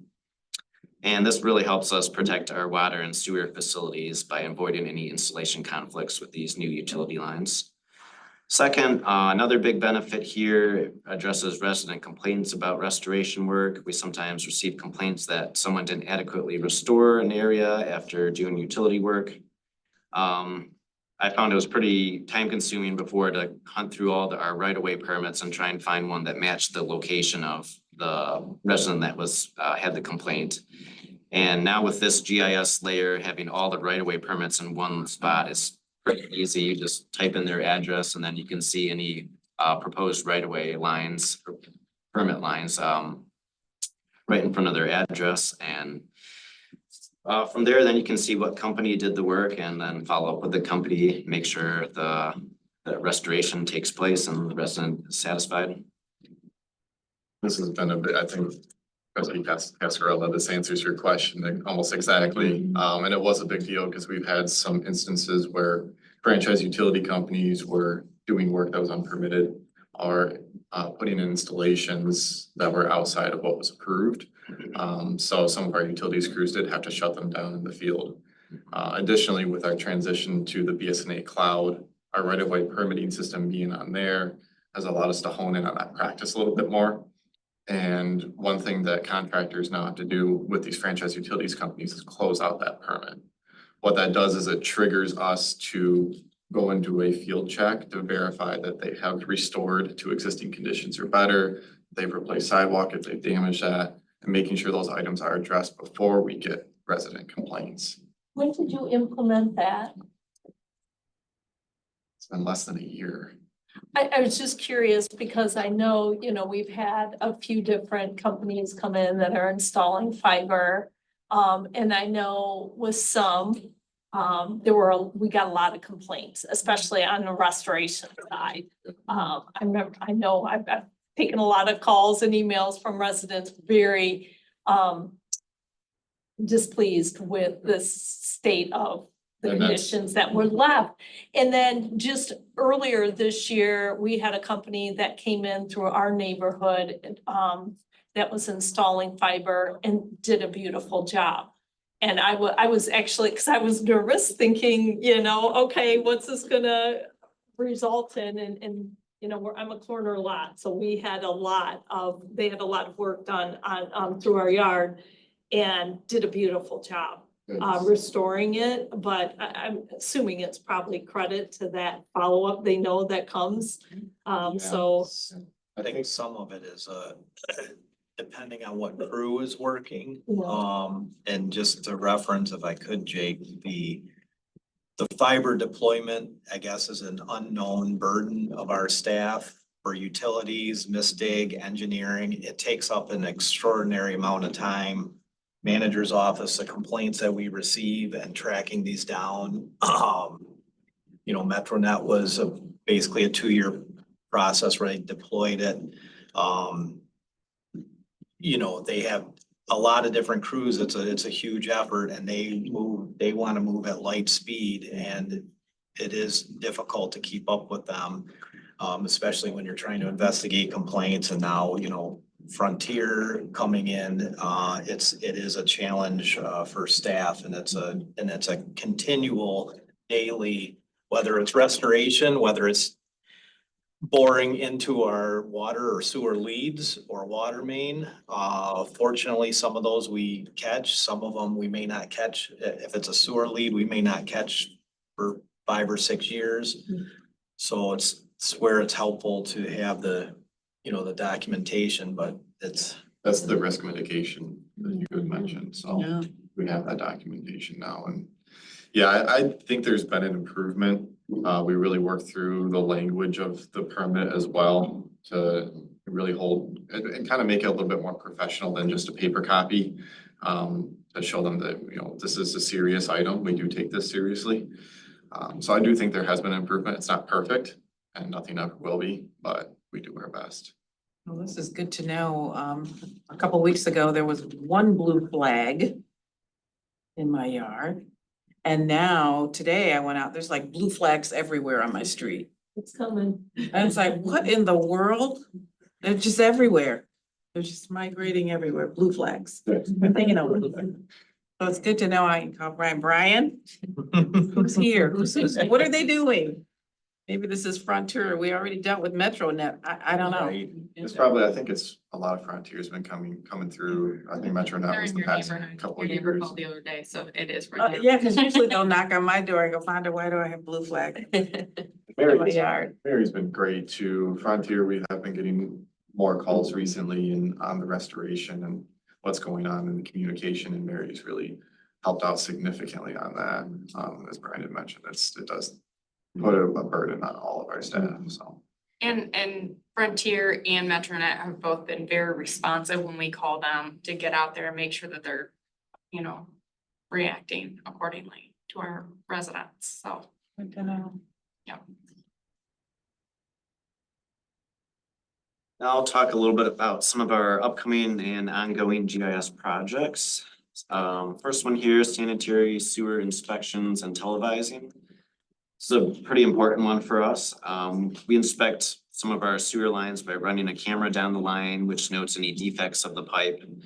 Right now, this data is only stored on the hard drive of one laptop, making it very inconvenient for staff to access. I'm currently working on migrating that data into GIS, where not only will it be more accessible to staff, it will also be backed up in case of any hardware failure. I'm planning on having a map that has color-coded lines based on how severe of defects we found on a line. And staff will be able to just click on a line and from there get access to the inspection report and inspection video. And having this all in one spot in GIS will really help us plan for replacement or repair of the sewer pipes in the future. Which kind of leads to the asset management analysis tools component. I mean, this first bullet point really goes hand in hand with that. When we do the televising and inspections, we're identifying cracks, we're identifying failures, infiltration, things that can be severe to especially our sanitary sewer system. So as we're collecting this data, and as Nick mentioned, we do some color coding to see how severe some of this is. We have all of this data now, all this collection. What are we gonna do with it? Well, we can start to apply factors to it. So there's likelihood of failure. How likely is this particular pipe or pathway going to failure? And then there's a consequence of failure factor. And we can work through that internally is how do we calculate these factors? And through that, we can then identify around the township, what are the critical areas we need to address? And we can start to plan for the future.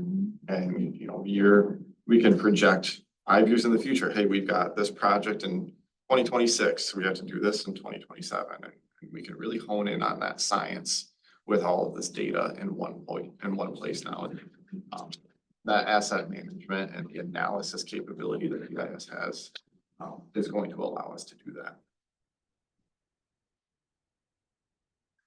Another couple projects we have going on, easement mapping. Myself and our engineering interns have been working on mapping the locations of easements which Delta owns for our utilities and pathways. Staff can quickly see where the easement is located and also access the recorded easement document right from the map just by clicking on the segment in the map. And also water and sewer leads mapping. Interns and myself have also been working on mapping out the locations of our water and sewer service lines. Sometimes we have residents wonder where their water or sewer line is located on their property. Once we have those maps, we'll be able to print them a map of their property with a fairly accurate location of the water or sewer line. And we can also access the water or sewer card, which is kind of the historic record of the installation, just by clicking on the segment in GIS. And finally, so now to the public facing portion of what we have going on in GIS. First of all, we have the GeoDelta webpage. That's kind of the one-stop shop for the public to go to get to any of our GIS maps or data sets. There's a couple of different ways to get to it. We have a link here, deltami.gov/maps. Easy link for them to remember. And then I'll pull up our main webpage here. Then there's a couple of spots to get to it from here as well. Under the departments, there's a link under engineering, GIS mapping, or under the planning department as well. And another easy way on the little scroll wheel here, if you scroll over just one to the right, then there's a link to mapping and GIS right from there. So here's that GeoDelta page. If you scroll down here, then this section here shows all of our interactive maps. So we have one showing the zoning layer in the township. Another one is a map viewer, just kind of a general purpose one that shows parcels and streets and buildings. And then we also have a road specific one that shows which entity manages the roads. And then also a soils map. And then scrolling down further here, then we do have a few data sets, GIS data sets available to the public for them to download and use themselves, just for reference. And again, we're very careful to curate this to make sure nothing sensitive is released to the public here. Only publicly accessible data is shown here.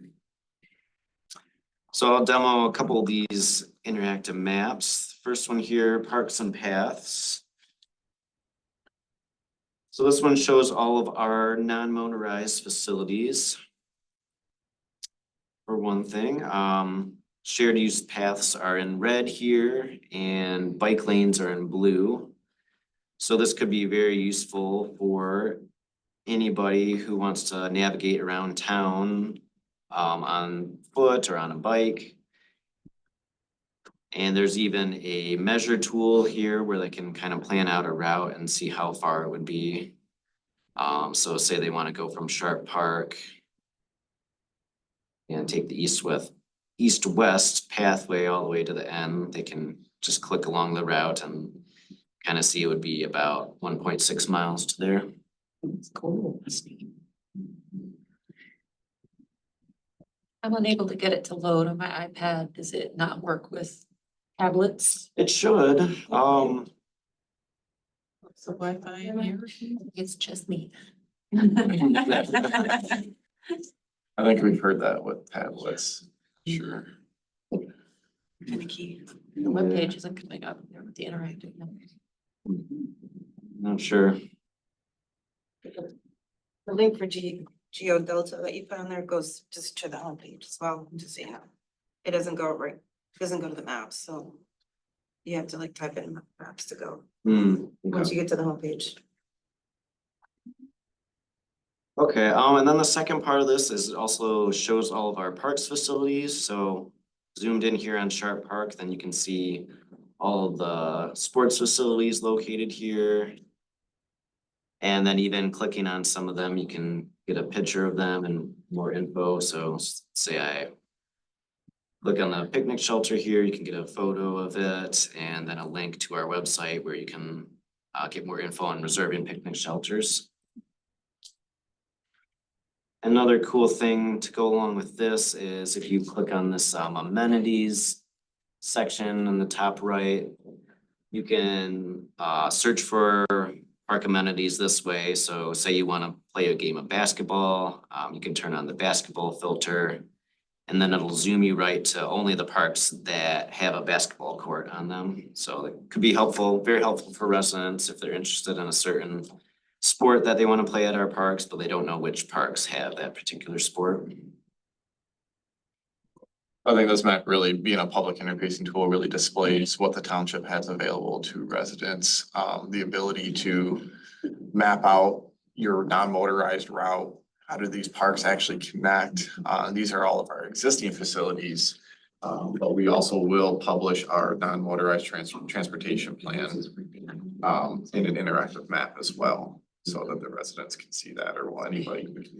On that question, just given all the testimony earlier this evening, are mountain bike trails designated? Does that pop up if someone searches? Yeah, actually, so we have a mountain biking filter here and zooms right in only to Anderson Park, so yeah, there's all their trails. Cool.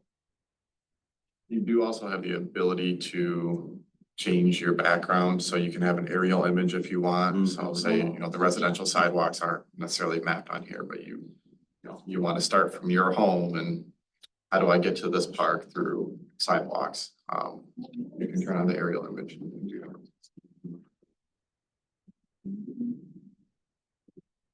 Okay, and then I'll also show our development projects interactive map.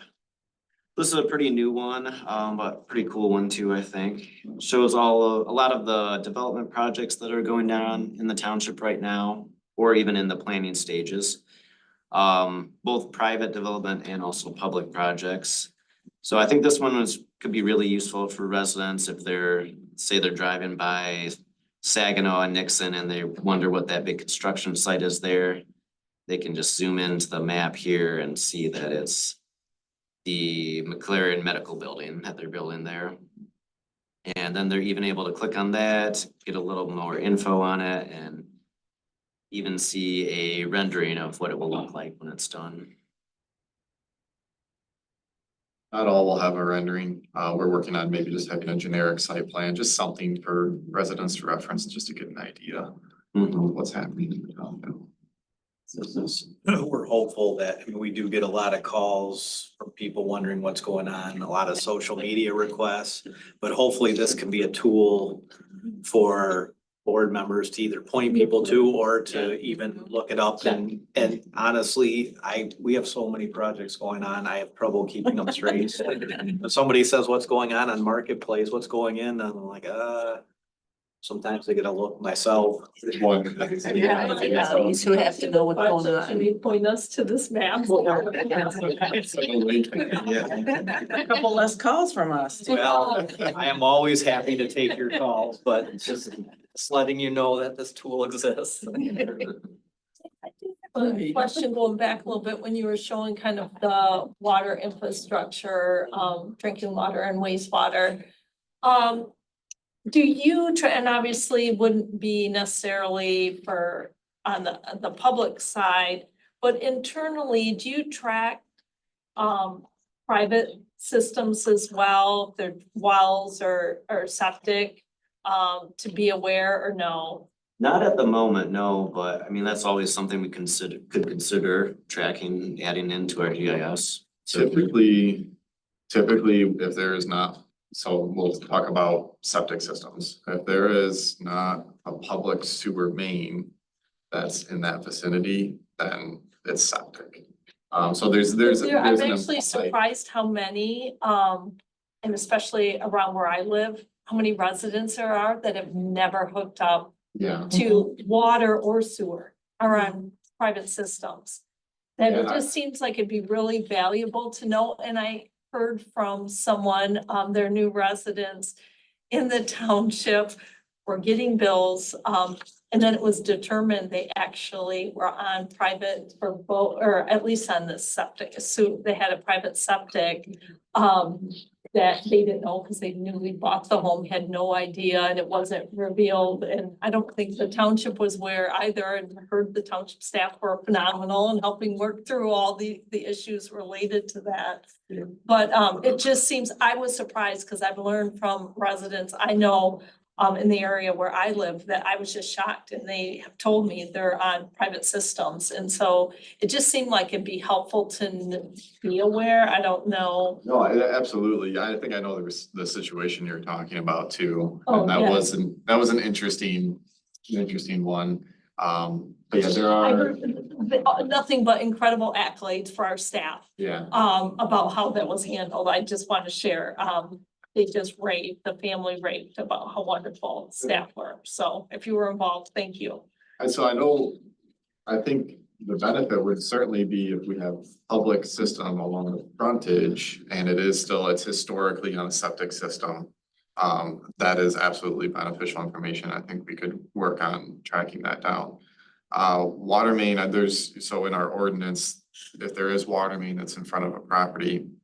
And maybe I'm confusing my ordinances, and I wish Rick was here to help me with this one. But there's one of the two where you have a set period of time where you are required to hook up. Well, I thought as long as it wasn't failing, And then yeah. there's, and then I think the other one was, yeah, it might be septic if it's failing and it's available, you have to hook up. And that's- Yeah. You're not allowed to, you're not allowed to drill a new well, or if there is water main available. you have to hook Yeah. up Instead, so, I'd have to, refresh my memory on those specifics, but again, I think that's good information that we can track in GIS instead of having to hunt through these processes like Yeah. what we did before. Absolutely.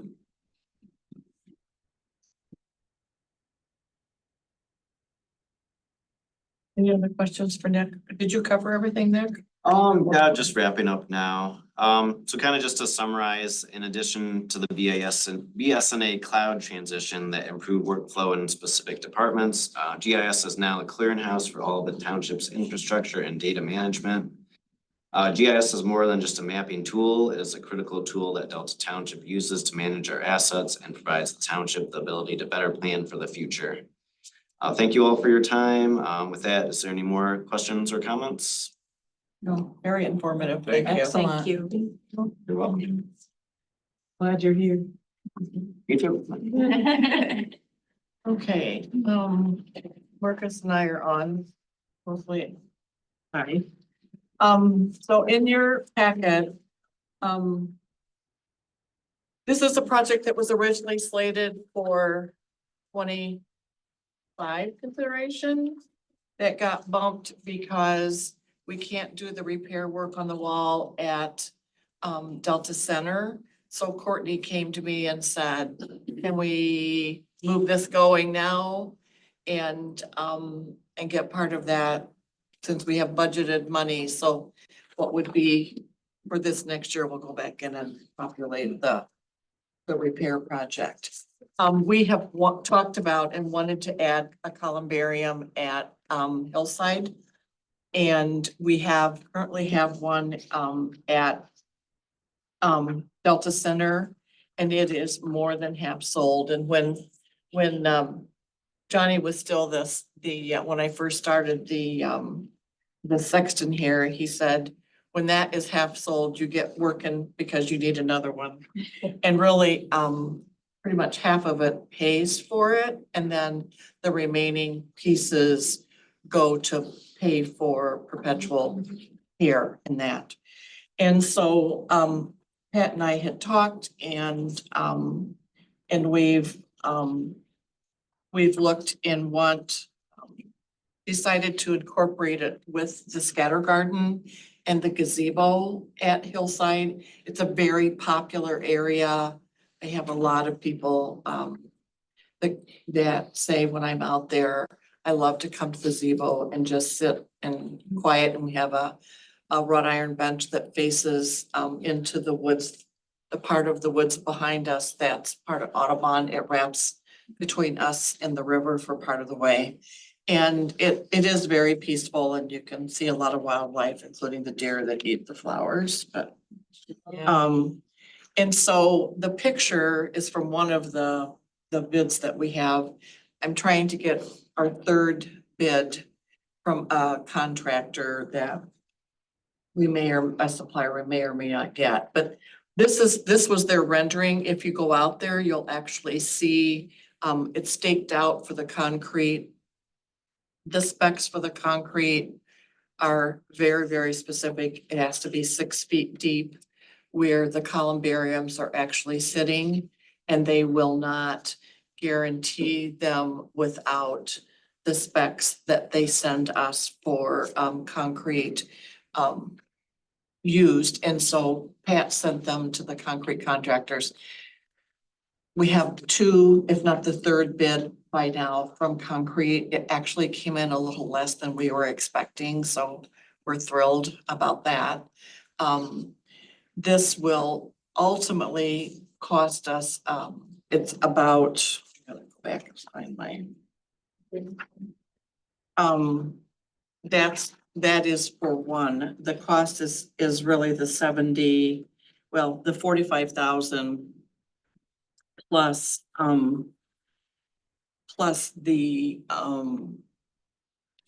the concrete work would be on top of that. And then we want to do 2. This year, we're looking at just doing 1 because they can't give us 2 on this short of notice, because they were planning on us acting a year from now. And so actually, if you go out and look, it comes more off of the gazebo area. So there's a concrete pathway. We want to make sure that we keep it accessible. So it will come off of the sidewalk closer to the gazebo area on either side, and then there'll be concrete all the way around it.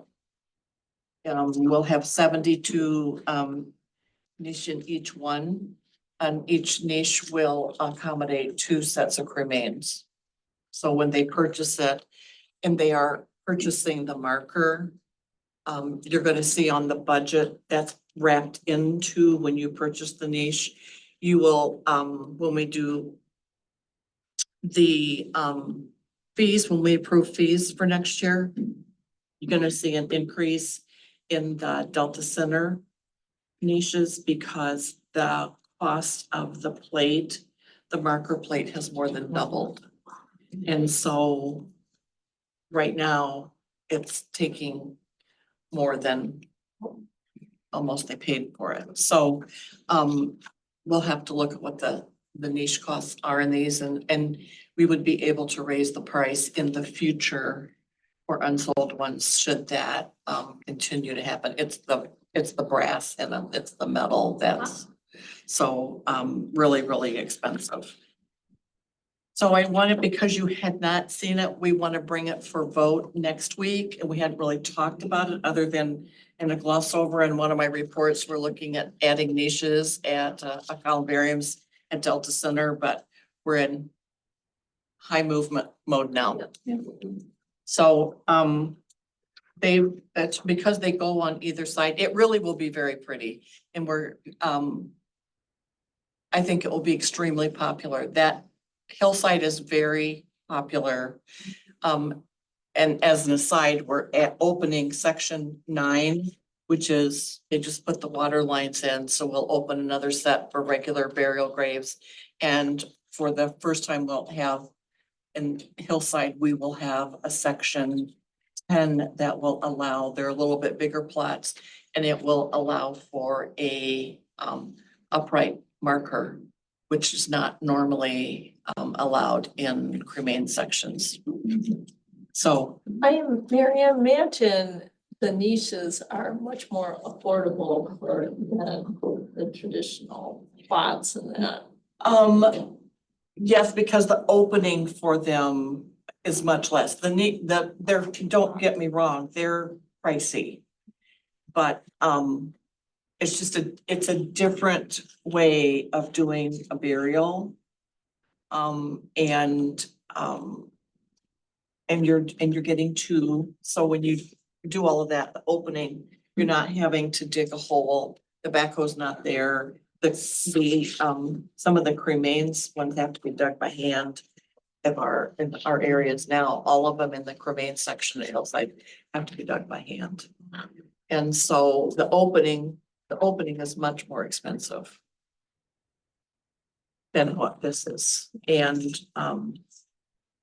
so that's where we are. I wanted you to know, so that when you see it on the agenda next week, you're not like, what is that? So we moved into a fast pace. I don't know, if Marcus wants to add anything. Sitting back there, I took it to the Parks Commission early summer when we were first starting to get bids in preparation for next year, and they were excited about it, and we got their nod, not that one of those issues, yeah. You have the third one, okay. So, yeah, we were pleased that any of the bids came in less than what we were planning on, and at least 2 of them did. I don't know what the third one is yet. I'll have to talk to that. But so that's what we'll have it on the board next week for action. Any other questions? If not, Brian, let's see what's left. Brian. Township holidays. Well, it's him though. Brian's. Okay. I'll just introduce Aaron. Take this discussion, yes. So typically the township does look at our holidays every year to establish them for the upcoming year. So normally the board would see these in November. In looking at the holidays, we did do a little bit of analysis this year to kind of benchmark where we stand compared to some of our neighbors that we normally benchmark against, and then of course federally and state recognized holidays. So the township currently recognizes 11 days over the calendar year for its non-union employees, for the full-time employees, I should be clear. In looking at what other communities and both the state and feds do, averages about 13 holidays per year. As a point of information, our union contract does recognize 12 paid holidays for the firefighter union. We did look at what days specifically are recognized by others as well. So one of the outliers that we do recognize is Good Friday. Only 30% of the other agencies that we looked at recognize Good Friday as a paid holiday. So it's atypical to recognize that. However, there were 3 holidays that the township does not recognize that are recognized by a majority of those other agencies. So President's Day, Veterans Day, and New Year's Eve. As the board assume is aware, you've all been around long enough, I would assume you all know that on President's Day, we have historically utilized that time as an employee in service day. It's a day that typically a lot of our residents don't expect us to be open. But it allows us to do all township-wide employee training without impacting like expected levels of service. So we're not looking to change that. So we were looking at Veterans Day and New Year's Eve. Now, New Year's Eve is that extra holiday, so to speak, that is recognized by our CBA with the firefighters. So something to look at. We also looked at, does it make more sense operationally instead of closing for Good Friday to offer it as a floating holiday to our employees so that they're not losing a holiday, but the township is still open and then people can take a day off throughout the calendar year for whatever religious, cultural, just want to take a day off holiday that they, could see fit so that it would be a little more flexible for the employees and still keep Township Hall open an extra day and throughout the year. So that's kind of the point of discussion that we wanted to bring forth to the board to see, Yeah, Karen, quick question on the flexible holiday day. Does it truly have to be a holiday or basically just becomes a personal day? It would essentially, yeah, it would be It doesn't have to be piggybacked around a holiday No. or justified as a religious, it's. correct. So how we handled, so prior to, and I'm gonna look at Brian a little bit because some of this is before I was here. We had the Independence Day extension holiday that when Independence Day didn't fall on one of those odd days that we extended it, it was treated as a floater holiday that people could use through the year. So it's kind of giving that back to employees, is getting that floater holiday. Not required to be used that way. It was never Yeah. required to be used, on a specific holiday. It was always just, it was use it or lose it during the year and, it was just a floating holiday. Well, it was a holiday and the township was closed. Right, in some years. Yes. And in years Most that it years. wasn't, then we got it as a float, so it was kind of a interesting way to resolve that, but that got replaced with Juneteenth a few years ago, and Yeah, I so. recall that. I just didn't know if there were any restrictions or if it just really became a personal day for employees to use how Yeah. they, so whenever they so choose. How we've discussed implementing it is that we would treat it similar to personal day, that it would get credited at the beginning of the year. And then you would have to use it at some point through the calendar year, and if you didn't use it, you would lose it, and then new employees would just get it once January 1 rolled around. Because how many personal days does an employee get now? It starts at 8 after you've been here, 8 hours, one day, after you've been here a year. And I think it's three after 5 years, something like, yeah, So this would expand that. it would allow that, but it would be open on Good Friday, so there would no longer be the closure on Good Friday. We did have some employee suggestions too, as we do diversify and have different cultural, religious employees that maybe a floating holiday would be good. Particularly in our library where we do have you tend to have a lot more diversity among our employees. Because there were some rumblings based on how we handled Juneteenth, and I don't want a replication of that. Okay. Because the idea was not to make people upset Sure.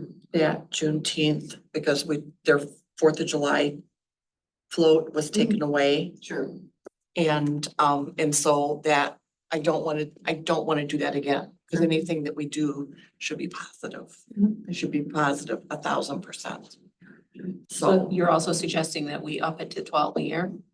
If the board is willing to entertain that, I think that, that could be a way to help mitigate any concerns about I just want taking away something. Yeah.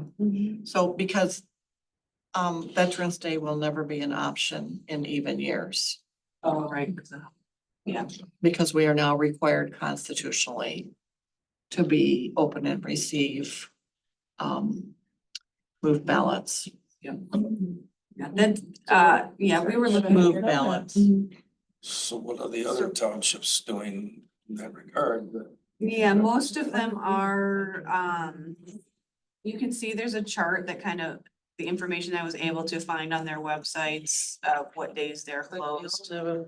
So, not everyone is closed on Veterans Day, but not everyone's closed on New Year's Eve either, so it's. So, but the clerk's office, I know in some of them, the clerk's office have to stay open, just like we Yeah. did in COVID. We were open when nobody else, the building was open for election. We had to be open to the public.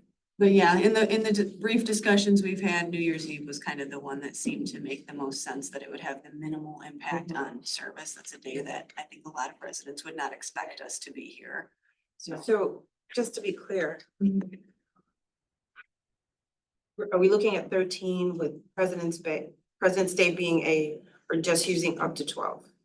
Because, I mean, because you're talking here that President's Day is normally you guys use for like an in-house training day, right? Right. So that's kind of That's how we currently use it. It is not a paid holiday. It's a regular work day for the okay, you employees. just close the township doors to Right. get work done. Okay, got it. Okay, thank you.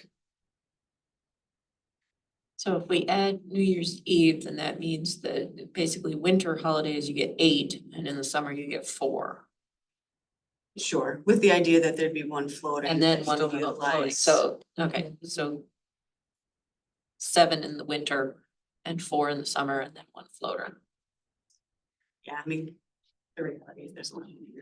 So what led to this proposal or this, what created this? So every year we have to present the holiday schedule to the board for approval. Right. And we did have an employee inquire about why it is that we're celebrating Good Friday, why are we closed for, it's not federally recognized, would it make more sense to have it as a floating holiday? And so it kind of led into a bigger look at what do our neighbors do, what does the state do, what is the what are the federally designated holidays, how do we line up? And where does it make sense, is what we've always been doing, does it make sense to keep doing, or should we be looking at, making modifications? So, I mean, we can continue doing what we've been doing. It's great when it's sort of a grassroots, it comes from the employees. Yeah. Did you have something? Oh, I don't know if I guess you're looking for feedback, right? So I was just thinking that if we're doing the day after Thanksgiving and Christmas Eve, that it would make sense that we do New Year's Eve. To me in my brain. Say, honestly, it is kind of a ghost town in between Christmas and New Year's typically. Yes, kind of and lull. very few people work because they end up Okay. burning a personal day during the holidays, Yeah. on New Year's Eve. So it's the clerk's office and accounting or they're here.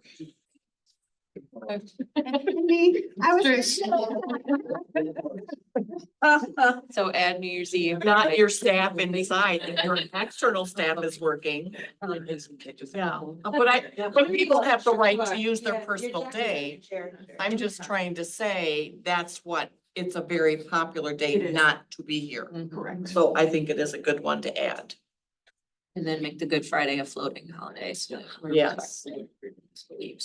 So we would be open, and if you want it off, then you would use your float day. Thank you. Keep in mind, 130 employees will have, there could be 1 or 2 who rumble. I can still take Good Friday off. Yes. Thank you, though. Yeah. And then, your so you feel good, you got it? Yep, we'll get a resolution in front of council board. I'm tired. Yeah. The board to actually, we can vote on it and establish the dates. We'll do this again. Thank you, Erin. Managers report? Thank you, Madam Supervisor. Thank you to the board members. First, want to say thank you to the fire department for hosting this meeting. It's sorry to have to move it from across the street, but it's kind of nice to have a change of pace and utilize this room, which is very nice. So it worked out for the crowd of folks that we had. I'll stick with fire department news. Last Thursday, we had the fire open house, so had very good attendance. Always a real positive event, a lot of people. So just recognize the hard work of our department, particularly our fire inspector, Mike Ruster, Dustin Hall, and Brian Hatfield, and several others who put in a lot of effort into that event. It was particularly fun this year because we had the delivery of our fire engine 413 that morning. So Chief Kaler had a great idea to incorporate the community to do the push-in ceremony. So that was, a lot of fun to see a lot of the community participate into that. And of course, we had the landing of the medevac helicopter, which people all also enjoy. So that was a great event. Also want to thank the chief, Friday attended the Waverly Homecoming Parade.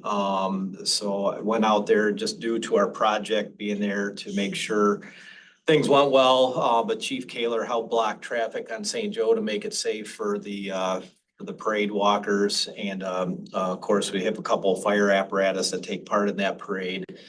So having, seen the parade probably be something that will probably help with in years to come because St. Joe is so busy and Elmwood, there's a lot of traffic blocking. So the deputies tried to do a good job, but our school resource officer there likes to participate in the parade as well. So and it's good that he does. Sticking with the fire department, since we have him as a guest, stuck around for the meeting, engineer Brian Beckwith is here. So if you have not had the opportunity to meet Brian, he's been here for 21 years. He was actually the 2023 firefighter of the year. I just want to recognize all the work he does in my 10 years here. Brian's been great with everything with our old labor management relations committee, the forward and better process that we went through, really rely on his experience and always a great positive attitude. So an asset to the department and one of becoming fewer and fewer folks with 20 years of experience or more. So we quickly becoming one of the more senior people of the department. So thanks to Brian. Also thanks to Jake and Nick for the GIS presentation. Very interesting. That's was a strategic goal of the township to continually enhance the GIS system. So I know sometimes as a strategic goal, they're broad or kind of out there. So I really appreciate them bringing forward a presentation that shows how we operationalize that on a daily basis. And I can tell you that more and more departments, engineering utilities in particular, use it daily. Those of us in the manager's office pretty much use it daily now in a lot of different meetings. It's one of the first things you do is plug in your computer to the overhead and who's pulling up the GIS. I don't think Jake overstated Nick's contributions to that and how important it is in our day-to-day business, and continuing to build on that is very important. Another successful event last week, the trick or treat trail at the mall, very successful. Well over 1,000 people in there. The entire mall was packed. The lineup was out the door. So again, everybody happy. I believe there's over 40 businesses that took part in that. So appreciate the effort of Marcus and his staff, particularly Kathy Sopsick on the trick or treat trail. Saturday, I stopped by Great Lakes Christian College, had a president's reception. So they were celebrating 75 years for the college. So that was nice to stop by there. Also got to meet Jamie Wetzel, who will be replacing Phil Beavers.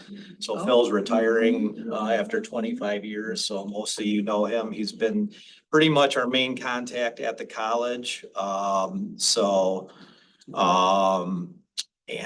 they were, they're very happy with the township, their board members, and president just raved about the cooperation that they get with the township. And so very, very proud of that. And I know they're celebrating 75 years. I think they've been at that location for 50 or 55 or so.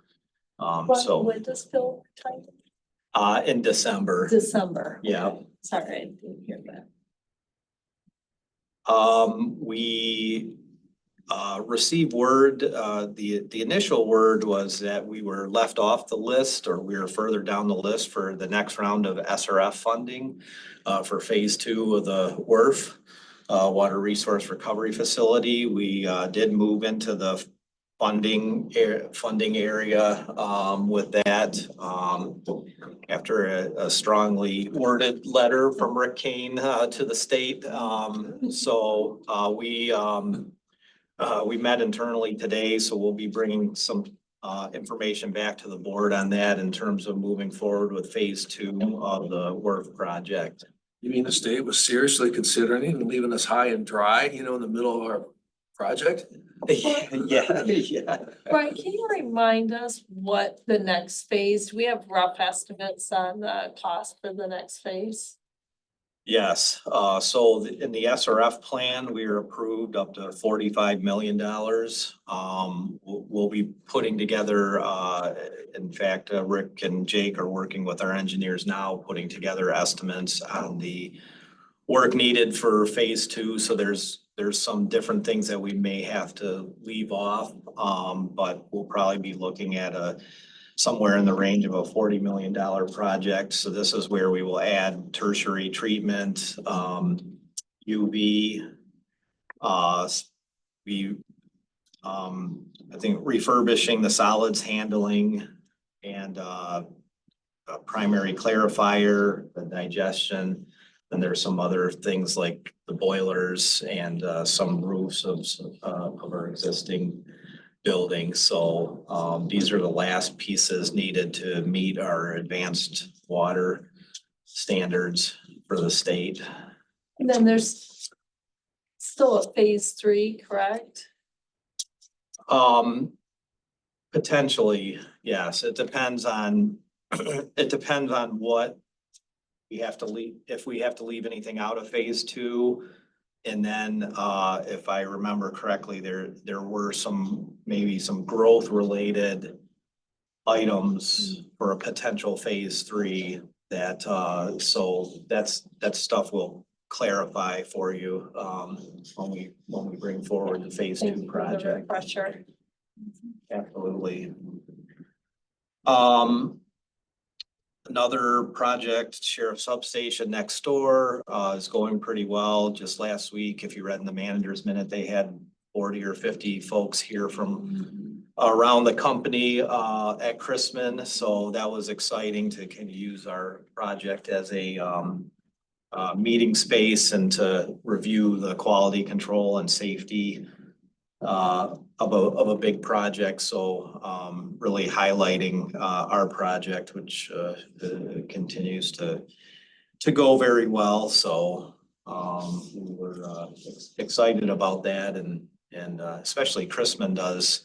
I mean, they do a lot of projects. So this project's not necessarily unique, but to their company, but they thought very highly of it. So last week we also just speaking about strategic goals, we did host a flu shot clinic for our employees. So this is kind of a long-standing partnership with the Michigan Community Visiting Nurses Association, Alana's Foundation. Participating in community risk reduction programs in our strategic goals. So that's something that we've done for, I don't know how long, it's going back at least a decade. We had 1 or 2 years during COVID where we did not do it. So I know some of our employees appreciate that. It's a little bit, compared to 10 or 15 years ago, flu shots are a little more readily available at Walgreens or anywhere, Meijer, where you can walk in and get them, but it still provides a convenient day for employees to to get a flu shot. So, I thank, Aaron, for, putting that together for us this year. So, that's, my report for tonight, but happy to answer any questions anyone has. Yeah, Brian or Marcus, my understanding that the Michigan Trails Advisory Council had a 2-day meeting here in the township on September 24th. For the benefit of the board members, that's a gubernatorial appointed advisory board, that makes recommendations, not just for non-motorized trails, but for ORV, snowmobile, equestrian and the like that. But I mean, it was kind of a great opportunity to have them here. I was really pleased to hear that after the fact, but was anybody from the township welcome that group when they used our facility at all? I guess not an official welcome to the group. I know, our staff helps them in the room. I actually popped my head in there the first day when they had their board meeting. Just to ask if they need anything and welcome them to Delta. Not, I guess not an official speech, but. Well, you know, We have so many people that use that room. It's not really something we normally do. well, I would say, you know, just the fact that, you know, this is a pretty high profile, you know, statewide advisory group appointed by the governor and you know, there's a lot of people interested in non-motorized transportation and trails here in the township. It would have been just nice to have, you know, an official welcoming, you know, either from you or from Marcus or whomever. I know there's people in the public here that probably were interested in knowing this was gonna occur and maybe even attend the meeting just to observe. I know they had the meeting on their website like they do for all the. My point is that I just learned of this and so I think it was just an opportunity that was lost. So, when we have, you know, a statewide organization like that, and we know we have a very, passionate group of citizens, you know, here in Delta Township that support, you know, our trail system and our bike lanes and all that. It would just, I just think it would have been an opportunity that we could have highlighted a little bit. So I'm just making the comment. Yeah, I guess if I could speak to that, we have a lot of statewide groups who use our rooms and I guess we have always used that as an opportunity to allow them to use our rooms so that we do endear ourselves to a lot of different state agencies or state committees. Yes, as I said, I did pop in there. Cause I was kind of interested in what they were doing. They were having one day was their board meeting, the next day was their retreat. So, I mean, I kind of have always viewed it as a positive that whether it's the Bureau of Elections, the State Assessors Association, the State Clerks Association, DHS, there's a lot of groups that use our facilities. And you can't always tell by the calendar even who's coming. You just know the name of the person who makes the reservation, There so. was a calendar that you could see, so, yeah. It wouldn't tell you anything. It would just be a room calendar that the room is occupied. And it may have who it is, but it just as easily doesn't have who it is either. And it's a self-serve reservation? No. No, so who do they go through? They go through the manager's office. Okay, through your office. But it's I will say, that's one thing we've discussed possibly bringing back to the board. It is a lot of work having outside groups come in. We have janitorial, we have IT that gets tied up. If, you know, if we want to welcome every group, if we want to have to put out notices for statewide organizations that their meeting is going to be there and something that maybe, you know, bodes a little extra discussion on whether or not that's. Definitely, worth it 'cause they for took- state staff. They took every parking place there was and we had voters coming with wanting ballots, trying to drop off ballots and it was that is the part we have to learn to be really cognizant of what our internal demands are. Just like trying to avoid things on when property taxes are due and that kind of thing. So we've had some discussion about how can we better manage that. Do we charge it all to use the room either? We don't, that's something, as I said, we've talked internally about looking at that. I mean, it's not something that we, I don't know that we necessarily want to get into charging per se, but for a lot of these groups, I want to have a little bit probably better policy because I don't want to get, we have had some requests and during the day, it's not a big deal, but we've had some requests for outside of normal hours from different organizations, or then even kind of questionable, like, hey, we're gonna use it, we're inviting municipalities, but it's turned out to be more of like a private sector thing. So, I mean, we viewed it as a benefit to the township, having groups where we have some type of either affiliation or connection to as a benefit to the township. But just to make sure, I think as staff, myself are covered in terms of, you know, I don't want to get into, you know, having to have somebody upset over, you know, usage of per room or that type of thing, so. Are they having reoccurring meetings, some, or it's just? Some do, some don't. Yeah. Something. to Like look into. assessors, they meet once a month. And clerks used to meet, well, our legislative and CEO meets probably 8 times out of the year, 8 months out of the 12. People like our building across the state because it's close to 69, 96. It's good for Detroit, Grand Rapids. It's so we get, yeah, across from Horrocks. Well, and they stay at hotels. A lot of them come in for meetings and stay at the nearby hotels. Yeah, it's good too. So I just want to say a couple things, trying to keep you all in the loop. We had 445 ballots received today and we issued almost 100. The apps just keep coming. We have probably 10,400 ballots out and 40% of that we've issued, 40% of them are back. We had 40% today, which is unheard of at this time in the campaign calendar. And thank you. Pretty much over the statewide, it's very, very high returns. And thank you. My husband did receive his ballot finally. Oh, yeah, that was, yeah, we are. Well, it'll be interesting to see if, you know, there's even a larger than normal turnout for the actual election day as well.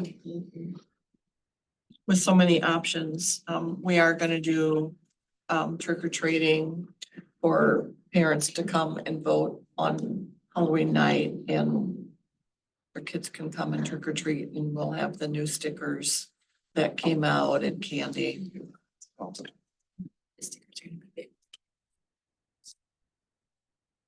Anyone else have anything to add? If not, we are adjourned. Thanks for sticking around, everybody.